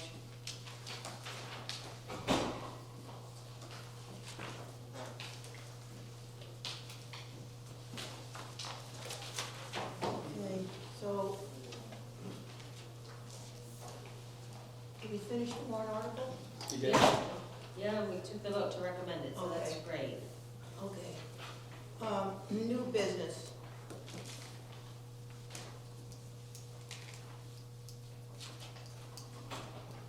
Review and make recommendation regarding the road taking plan submitted by petition from the South Cape Beach Homeowners Association to convert the roads, Chickadee Road, Debbie Lane, Manitoba Road, Metacomet Road, Nahidan Road, Nishobe Road, Pontiac Road, Samoset Road, Warmset Road, and Whippoorwill Circle from private roads to public roads under consideration at the Maytown meeting. I gotta have to excuse myself. Pardon me? I gotta leave because it's my street. Oh, you're right, you're right. Gosh, we got more conflicts going here. Okay. It's been like this in years, this is so weird. I will read the letter that she sent to Terry Cook and copied Rodney Collins and Oh, who's the letter from? Catherine Laurent. Okay. Good morning, this is about the South Cape Estate update on road takings. As discussed, the roads in South Cape Estates are located in their entirety in the floodplain. DEP confirmed that the project would have to file a notice of intent and would have to comply with their stormwater standards. The proposed changes to the DEP regulation are increasing these standards. I spoke with Raul Lizardi Riviera, Director of Engineering for Cape and Islands Engineering, to ask his opinion on potential costs. While I included a budget number of $800,000 for drainage improvements, he concurs that it is difficult at this point to know whether the $800,000 would be sufficient, as engineering design plans have not been prepared.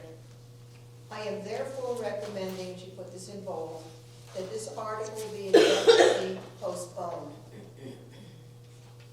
Non-bold. The postponement would allow for a new estimate to be, the postponement would allow for a new estimate to be prepared and a new public hearing with property owners. As you know, the estimate provided by the town is the maximum cost that can be included in a betterment to the property owners. Any construction cost above this amount would have to be paid by the town. While there will still not be engineering design plans for the drainage, the first petition does not fund these plans, the estimate can be adjusted to allow additional funds for permitting and engineering design, as well as a higher contingency for the project to cover any unanticipated costs. Town planner, does this layout of the plan comport with Mashpee zoning rules and regs of subdivision of land as per select board policy 80. You're not looking at zoning regulations, but you're looking at your subdivision rules and regulations for a few checklist items, which are that the layout shows the existing or proposed boundary lines, in this case existing, a north arrow, a date of the survey if applicable. These road taking plans were prepared from existing plans of record, not from an on-the-ground survey. A signature and stamp from a registered land surveyor, scale at 1 inches equals 40 feet. Names of all abutters shown on the abutting lots from the most recent tax list, existing lines of streets, ways, and easements, and lot numbers, dimensions, and area. This wouldn't be applicable because it's a road taking, not a definitive subdivision. And whether a street is public or private and its name. I am satisfied that each of these criteria have been met. With one exception is unique, I think, in the road conversion. It doesn't list whether or not the streets are public or private. They're currently private, they're being converted to public. I don't know if we should list on the plan that they're now public. They wouldn't be converting them if they were, so. So that is the only item of note. Okay. So are we within our rights to recommend the article be indefinitely postponed? I think you could, the select board policy has you affirm that the plan is prepared in accordance with the subdivision rules and regulations, which I think you can do. But I certainly also think the board could include in their motion some sort of recommendation relative to indefinite postponement. Your charge is specific to the adequacy of the preparation of the plan. Yeah, because you said the amount they charge is the maximum amount. They could put themselves in a line. So if the plan is to go to a future town meeting, Yeah. you could affirm that the plan is prepared is adequate, but that you would recommend a definite postponement based on the DPW director's recommendation. Okay. Can you take a motion? I would move that we support the recommendation to postpone this.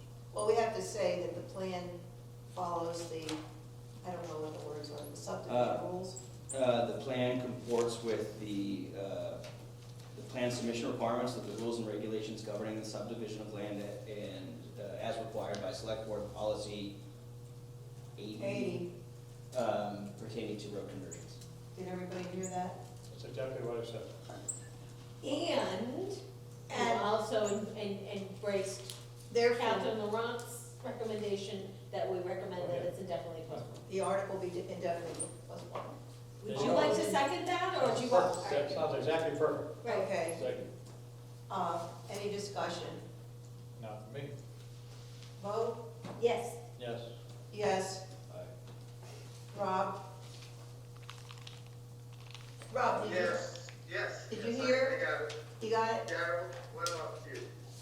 Did you hear what we were talking about? Oh, yes. Oh, okay, what is your vote? You said I say postpone, yes.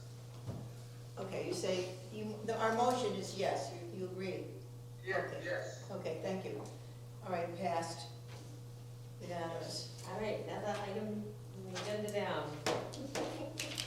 Okay, the next one is review and make recommendation regarding the road taking plans submitted by the select board to convert Christopher Lane from a private way to a public way under consideration at the May town meeting.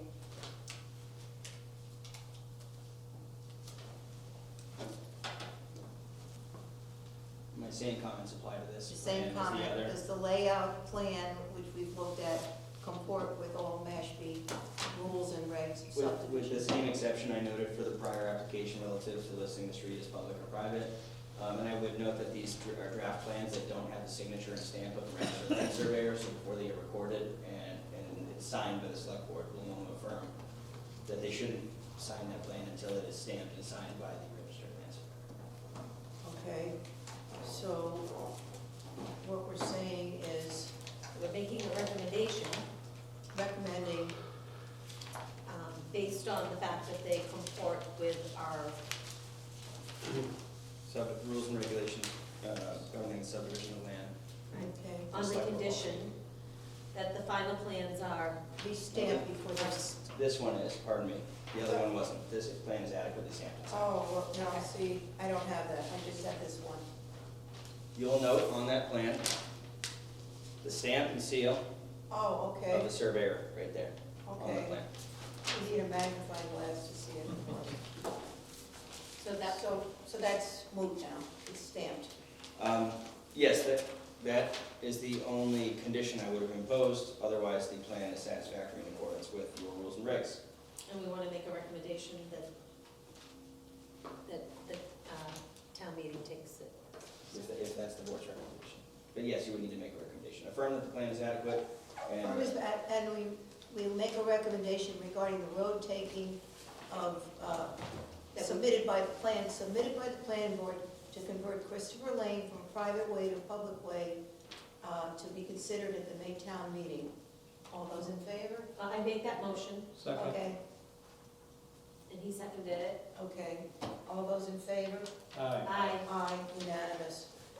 And Rob said aye. Rob, you said yes, huh? I said yes. Okay, thank you. I'll go find out. The last one, we did the engineer's invoices, so the next one is consideration of Department of Natural Resources request for a letter of support for its application for funding to the Municipal Vulnerability Preparedness Program. The project is seeking funding to carry out upcoming phases of the Santuit Town Landing Construction and Community Outreach Project. The board may vote to submit a letter of support. And she, in her letter, signed by Ashley Fisher, she's asking for us to take a look at, I guess this is a proposed letter to be sent to Kara Runston, Municipal Vulnerable Preparedness Program Director, and cite our organization and any information that we want to add in that paragraph where it's highlighted. So we use this as a format or template and then put our little personal touch there. Okay. Yeah, it's just So a form. does anybody make a I have a motion? motion that we support Ashley Fisher's request for a letter of support. A letter of For the- support to, Municipal Vulnerability Preparedness Program Manager, Karen Nelson. And what would we say for our organization specifics? Do we need to put something in there? the planning board. She requested a letter of support from the planning board, right? So we Yes. have what we do. No, so right here where it says organization specifics, should we say that, describe what the planning board does? Or is it enough that we're just? Well, I think you that just we say- have an interest in water quality. I mean, that's up to you, what you think you should write about. I would probably suggest the project's conformance with your plans, such as the MVP action plan we came up with through our community resilience building workshops, Right. hazard mitigation plan, and any relevant LCP engagement that we've done. So the including this one. project Very good. is in compliance, Consistent with is consistent, the goals of long-range plans, including, the long-range goals, right? Long-range goals, is that what you said? yeah, that works, established in, Established or, in, because some of these plans aren't adopted yet, that's what identified. identified through your, the board's community engagement work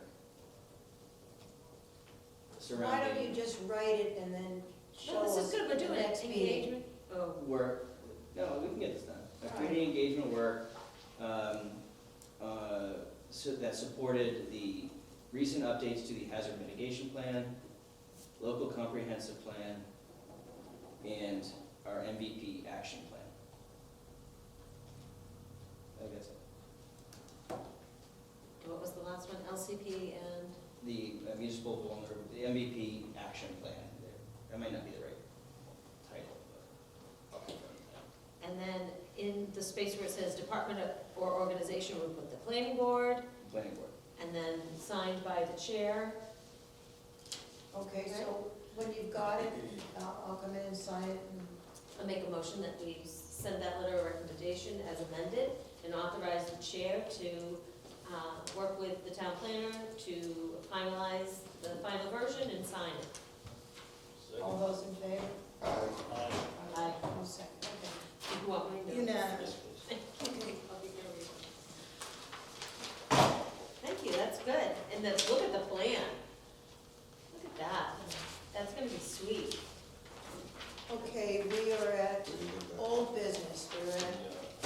continue deliberation and potential vote on the 275 Quiniquisette Avenue application submitted by Southwick Mashpee Properties LLC to modify the Willow Bend Country Club special permit.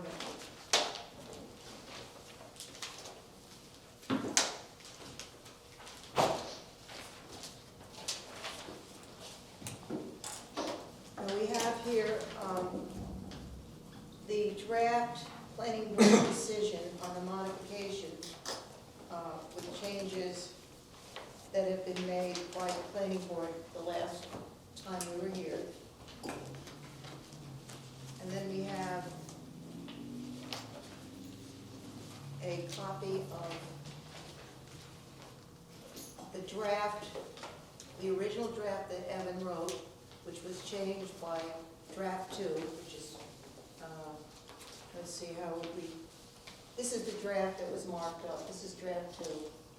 These were the changes that we agreed on. And draft 3 is town council's changes. What I recommend is we have Evan put this all together for us if we have further review tonight, and we get a final clean copy like this week or the end of this week, and then we bring it back May 1st and we vote. Because I don't think we should be looking at different copies until we know, Yeah, that's great. you know, what we have. I also have people that asked for documentation and some of the facts. Yes. So I have them here, Madam Chair, do you want to pass them out? Okay. There's 4 things. 4 things? Okay.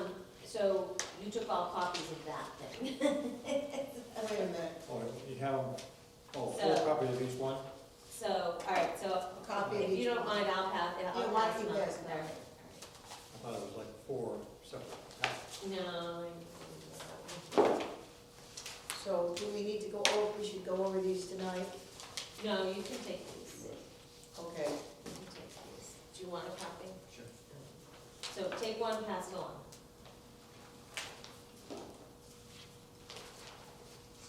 Just remember, we were talking about dates and numbers and stuff like And by the that. way, board, to the rest of the board, we are permitted pursuant to town council to ask questions about dates and numbers.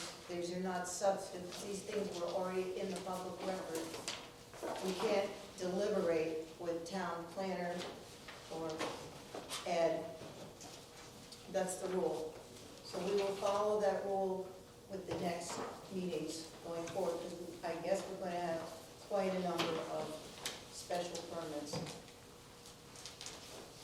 Madam Chair, Yes, yes, sir. this is Rob, and I'll be back on Tuesday, and I'll pick up all the handouts and go over them before the Can May you make 1st one meeting. for a Okay, packet so we'll Rob. put together a packet Hold on. for you and pick it up in Evan's office. Thank you. Okay. Can you do that? Yeah. These are, Take one of each of those take packs. one. And they're all on they're all on the website anyways, I just did that for you.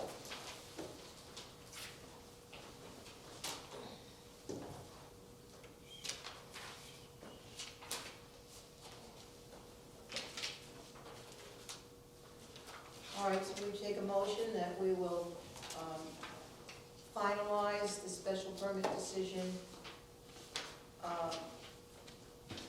And, well, Evan, you will put it all together for us? It's already been merged. Wait a minute, is town council merged in, Yes, we have it merged, it's You just have that they're showing the track changes in one document. So yes, we've okay, done that. so would you want to have the track changes and then the final clean copy?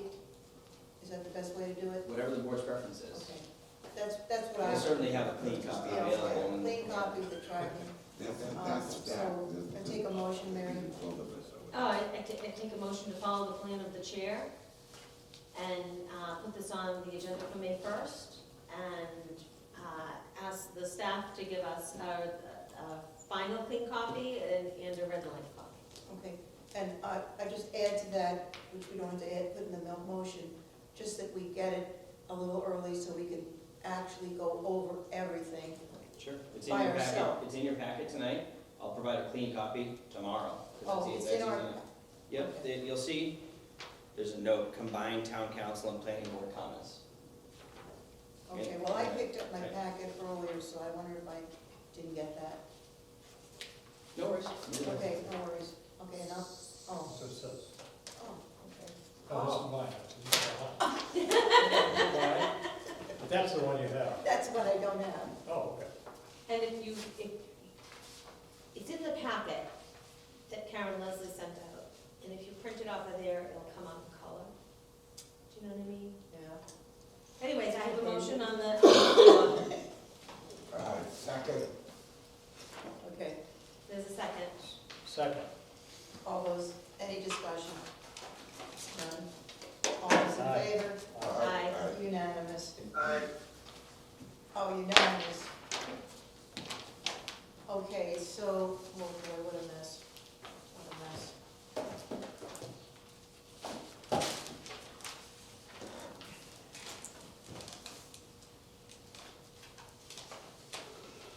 All right, project engineer, is gone, we don't have We any. did that, yeah.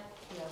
Oh, no, we didn't do continue review of draft implementation table of the LCP. Okay, Thank you. okay, oh, you're here, okay. Yeah, I just figured I'd stick around in case anybody had a question on anything you want to deliberate, but you're obviously going to read a whole bunch of decisions first, Okay, draft decisions. okay. All right, so, review of draft implementation table of the local comprehensive plan. So, oh my gosh. Where is it? I'm gonna look on with you, I have it, but, oh boy. Okay, do you wanna, start, oh, I have it right here. Town planner? I mean, so again, this is this one section represents the merged document of water and coastal resources and natural resources into a singular chapter. Yes. And so when I did that merge, every single goal, policy, and action in the water and coastal resources chapter was repeated in the natural resources chapter. So there's nothing really new here, it's just in one place. Right. And so there are additional goals from the water chapter that are back in, additional policies, and of course the actions. But I really don't have anything specific to go over. I wanted to have you see it merged. There are a few items that I want to review in relation to the nearly completed harbor management plan draft that's going to go to the state for review and certification. So this combines the water quality and the natural resources in one document? Yes. Right, okay. Okay, comments on this consolidation? Do you have any comments? Yeah, so I think we should have one major overriding goal, which is just protect and improve all of Mashpee's natural resources. That's good, that's easy and simple. And I don't, besides, of course, going through and making sure that policies are where policies should be and actions are where actions and goals, you know what I mean? I don't have any comments on any goals. I do when we get down to policies, but I don't want to rush anything. I've looked at this many times, I think it's very good. Does anybody have any questions about the goals? No questions. Rob, you have a question? I don't hear you. We have a. No. Okay. No question. Okay. I think at this point on this section, if people have specific comments on policies or on actions or whatever it might be, Raise them now. send them to me. I'll include them in the draft because you're gonna review the plan in totality at some point. Yeah. So Okay, let's make a motion. this one, I'm ready to move on to other sections. No, But if you feel like, I've got some. Yeah, I'm ready to listen. They're really easy, and I think that people should hear them. Yeah, there was a goal for a policy or an action from our previous LCP, which was preserve 50% of the remaining undeveloped land in town as open space. I think we should continue that. What's the language? It's preserve 50% of the remaining undeveloped land in town as open space. So that was a goal that was that's in our current LCP, and I think we should continue that. Policy NR3, I think it's a scrivener's error. It's not ancient ways to water, it's ancient ways and public ways to water. They're two different things.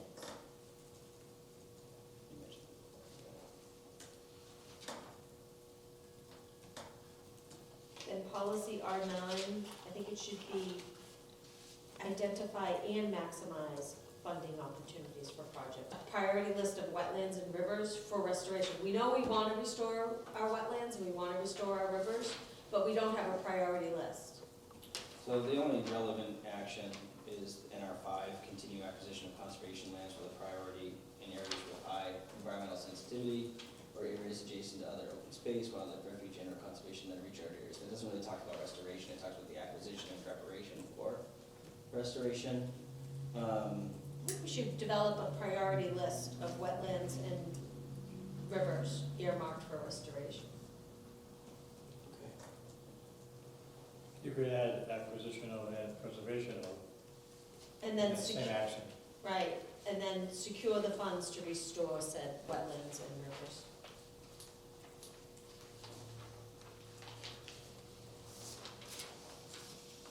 Okay. I think one of the big actions need to be that reestablishment or an establishment of a land acquisition committee or a land trust.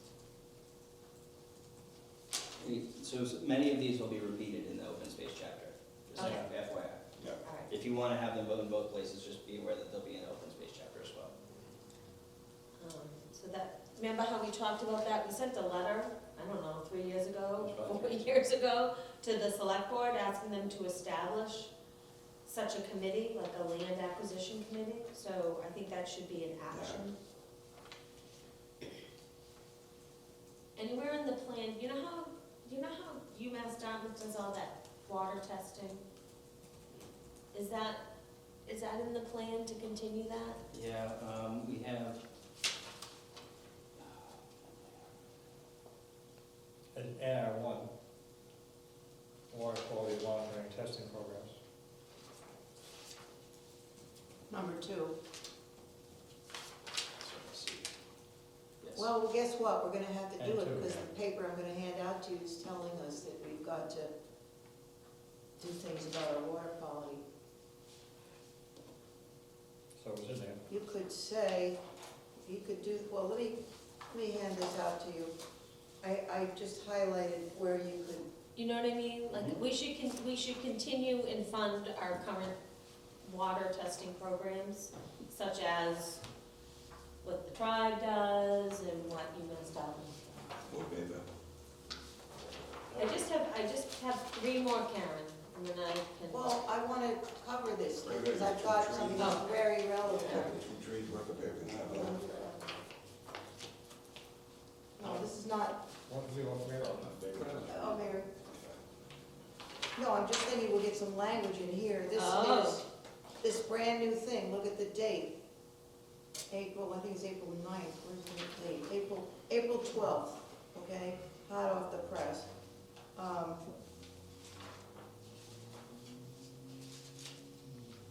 wait a minute. It's talking about measurements. On page 2, oh no, here's where we want it, I'll tell you what. Page Oh, I see, it's 1, highlighted. 2, 3, 4, on the 4th page, this is what we're gonna have to do here. The EPA estimates all public water systems have 3 years to complete their initial monitoring for these chemicals. They must inform the public of the levels of PFAS measured in their drinking water. And they're telling you the amounts, which is where it says more detail about the last sentence down here, more detail, it's telling you what the measurements are gonna be. So that's on the second to the last page. Page 5, it says on the warrant. Yeah, EPA enforceable maximum contaminants, 4 parts per trillion, and these other chemicals. In other words, they're bringing in a whole host of PFAS chemicals, 10 parts per trillion. So that should be put in there, something like that, to follow the, what's this called? The National Drinking Water Standard on PFAS pollution. So meet any new PFAS levels set by the state or federal government? By the state or federal government, no, I don't know, because the state had lower PFAS levels than the federal government, but now I think the federal government has come down. Do you remember what they were offhand?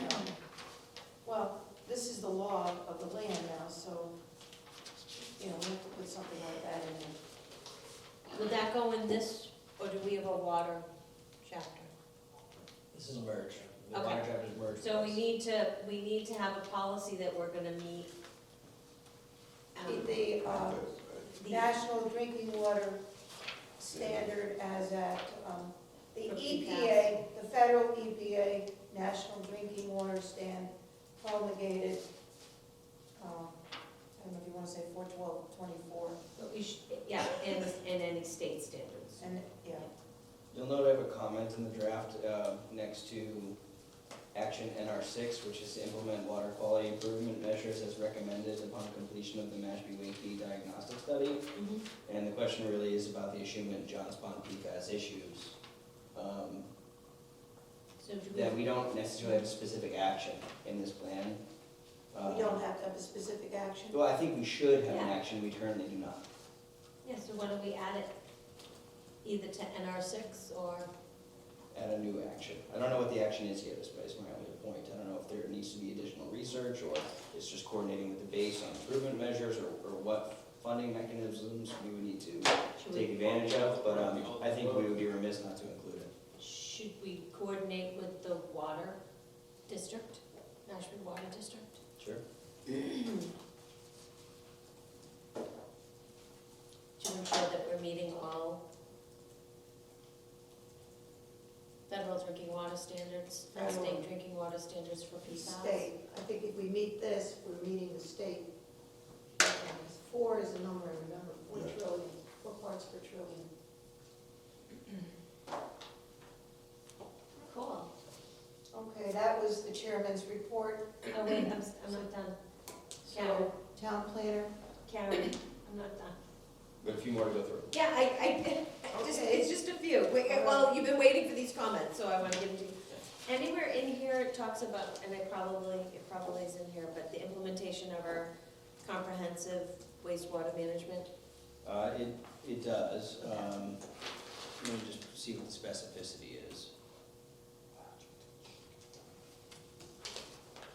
NR4, Again, okay. NR4. Construct a wastewater treatment facility and wastewater collection system consistent with the watershed management plan as amended from time to time. And So you think that's enough? Or is there anything in the plan that goes beyond that? Well, shellfish and, So I think we should implement the plan. I think we should have that as a separate item, or have it both in there. When was that? It's our overriding comprehensive wastewater management plan. So Evan reminded me here, it involves shellfish, the building of the wastewater treatment facilities, the pipes in the ground. It could end up, as it gets modified, it could end up with other things. All right, just 4 more things. So the action item for the ancient ways and the ways to water is identify all. We want to identify all ancient ways and ways to water and document the legal rights to access. Right? And then acquire land to establish the public ways to water.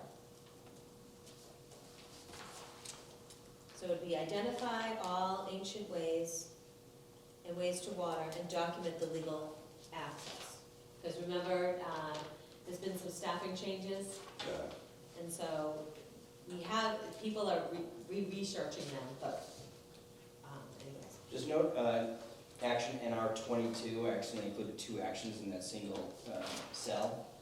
So NR 22 is identify, preserve, and enhance ancient and public wastewater with a particular focus on those identified in the 1998 coastal resources element.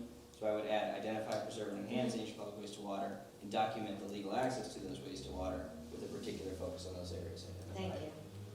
And if you could just put enhance ancient ways and public ways to water, sorry. Yeah.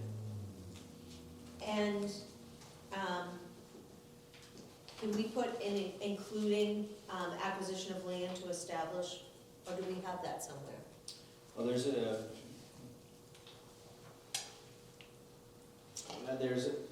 discussion about acquisition, but not necessarily specific for HOA or public access. I think Well, that actually, I think that's Ashley where- was hold on. talking about NR5, It's in possibly, here. yeah, I think it's in here. NR5 is a position of conservation.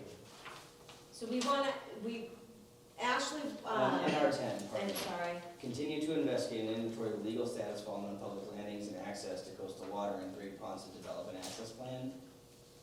and Where can we to purchase say, parcels if Okay. feasible to enhance, Okay, there it is, there it 10 or is. 11. Thank you, Good all right, I'm one. done, thank you. We got it. I've gone over this like 5 times, and I keep losing my notes, now you have them to lose. I'm just in closure on those. I did collect all of the data. I need to update the municipal facilities, buildings, facilities, and services chapter from the related departments. Notably, human services is redrafting that section because it's very sparse. But those chapters should be completed for me in the next couple of weeks, including the implementation table. And so we're really through the bulk of the major chapters, which are housing, economic development, transportation, and natural resources. We still have important chapters to go through, don't get me wrong, but I feel those are, I think, less robust chapters. So I'm gonna keep pushing forward, we want finishing. Do you have any report on harbor management, planning committee? We met a month, 3 weeks ago or so, to begin going through the draft plan. I provided some comments, notably relative to the discussion in the plan that pertain to the Papaneset overlay district and non-conforming structures there, as well as the way the plan considered the New Seabury special permit area. It didn't get it quite right, so I provided some comment relative to those 2 things. And we're meeting at the end of this month specifically to go over the implementation portion of the plan. Okay, housing production update? We're finalizing the changes that were requested by the Affordable Housing Committee. That hasn't been completed yet. My goal hasn't changed from the last time I updated you on this, with hopes of getting it to you both. I think it would be preferable, because I only have one more meeting I can take this for. It would be great to get the select board to join me jointly with you again for the final That was great, review. yeah, Because that's I'd nice. rather, she asked me which I'd prefer her to be at, and I'd prefer her to be at both, so I'd rather meet collectively with her. Makes sense. So I'll ask John Cotton if that's acceptable to him for late May. Thank you, I wanted to do it after, all our busyness in May. So maybe at their second meeting in May or first meeting in June. Okay. We have some additional topics not reasonably anticipated. Do you want to do board meeting, member Oh, committee sorry, reports? board meeting, Cape Cod Commission, No report. charter. Charter Review Committee, so we have a survey out, it's still out, you can still take it, all surveys are due April 21st. How many times can we take this? Once. Community preservation. So the Community Preservation Committee met last week. They went into executive session, they came out of executive session and voted to keep the warrant article on the warrant to buy land in Pickerel Cove and to place the full amount of all the appraisals. And forgive me, I didn't write down, so that the town would have the ability to purchase all 17 acres. Nice. Okay?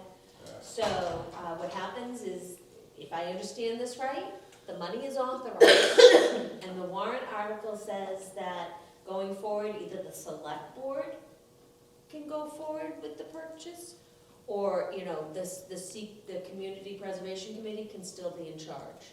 So it gives that option, it's either the select board or the Community Preservation Committee that goes forward with finalizing the purchase, but this would authorize the funds All 17? for all 17. That's good. Nice. So, and of course, you can't spend more than the appraised value, do you know what I mean? Yep. So it's not like we would overpay, so puts the money in the bank, Nice, that's great. yeah. And that was it. No design review, plan review, No, we didn't meet. EOC, No meeting. no meeting, Historic District Commission. We met and we discussed Schuman Road Right, and we voted to accept it, you know. yeah. We made some changes, Some make the conditions. building look more like residential and stuff, but we gave them permission. So for the items not reasonably anticipated, you had previously established public hearing dates, one for the tree bylaw on May 1st, second for New Seabury's public hearings. Yeah, in my absence, the advertisements in the newspaper didn't get out in a timely fashion. And so I need to get them in the newspaper for this Friday, for your May 15th meeting. So I had asked Karen if she would entertain a motion from the board to add those items to the agenda, to reschedule those public hearings. So, And just one final note for the tree bylaw uniquely, I issued a press release to begin enforcement in early May. I want to stick with early May. May 1. In fact, I'm having information sessions beginning tomorrow. And so I don't want to wait till your May 15th meeting to have the public hearing to establish the fees, because I want to begin collecting fees at the time I begin accepting applications. So if the board is able to meet with me, or at least a quorum of the board, on Friday, May 3rd, for a very brief public hearing, to set the fees, I would be appreciative. Does that have to be televised? It doesn't need to be televised. This is a really simple administrative matter. Tree, And just as a reminder to you, in the tree bylaw, you are the entity who can promulgate rules and regulations about the form and content of applications and the fees. Most of that is dealt with in the article itself, but we need to establish the fees. okay, so what time on Friday, May? I'm available. I'm available. Is So- is 9 o'clock too early? No? No, 9 a.m. Friday, May 3rd. Is that May all right? 3rd for the tree bylaw, and May 15th for the new Seabury application. What time? 7:10. 7:10. Okay. So we don't need to put anything on May 1st for the tree bylaw, and May 15th? I don't have time to advertise it for May 1st, so I'm asking you to set a special meeting on 5/3 for tree bylaw. Okay, Okay, so let me do the motion, because I've got it written there, kind of. so I make a motion that we have our public hearing on the tree bylaw fees.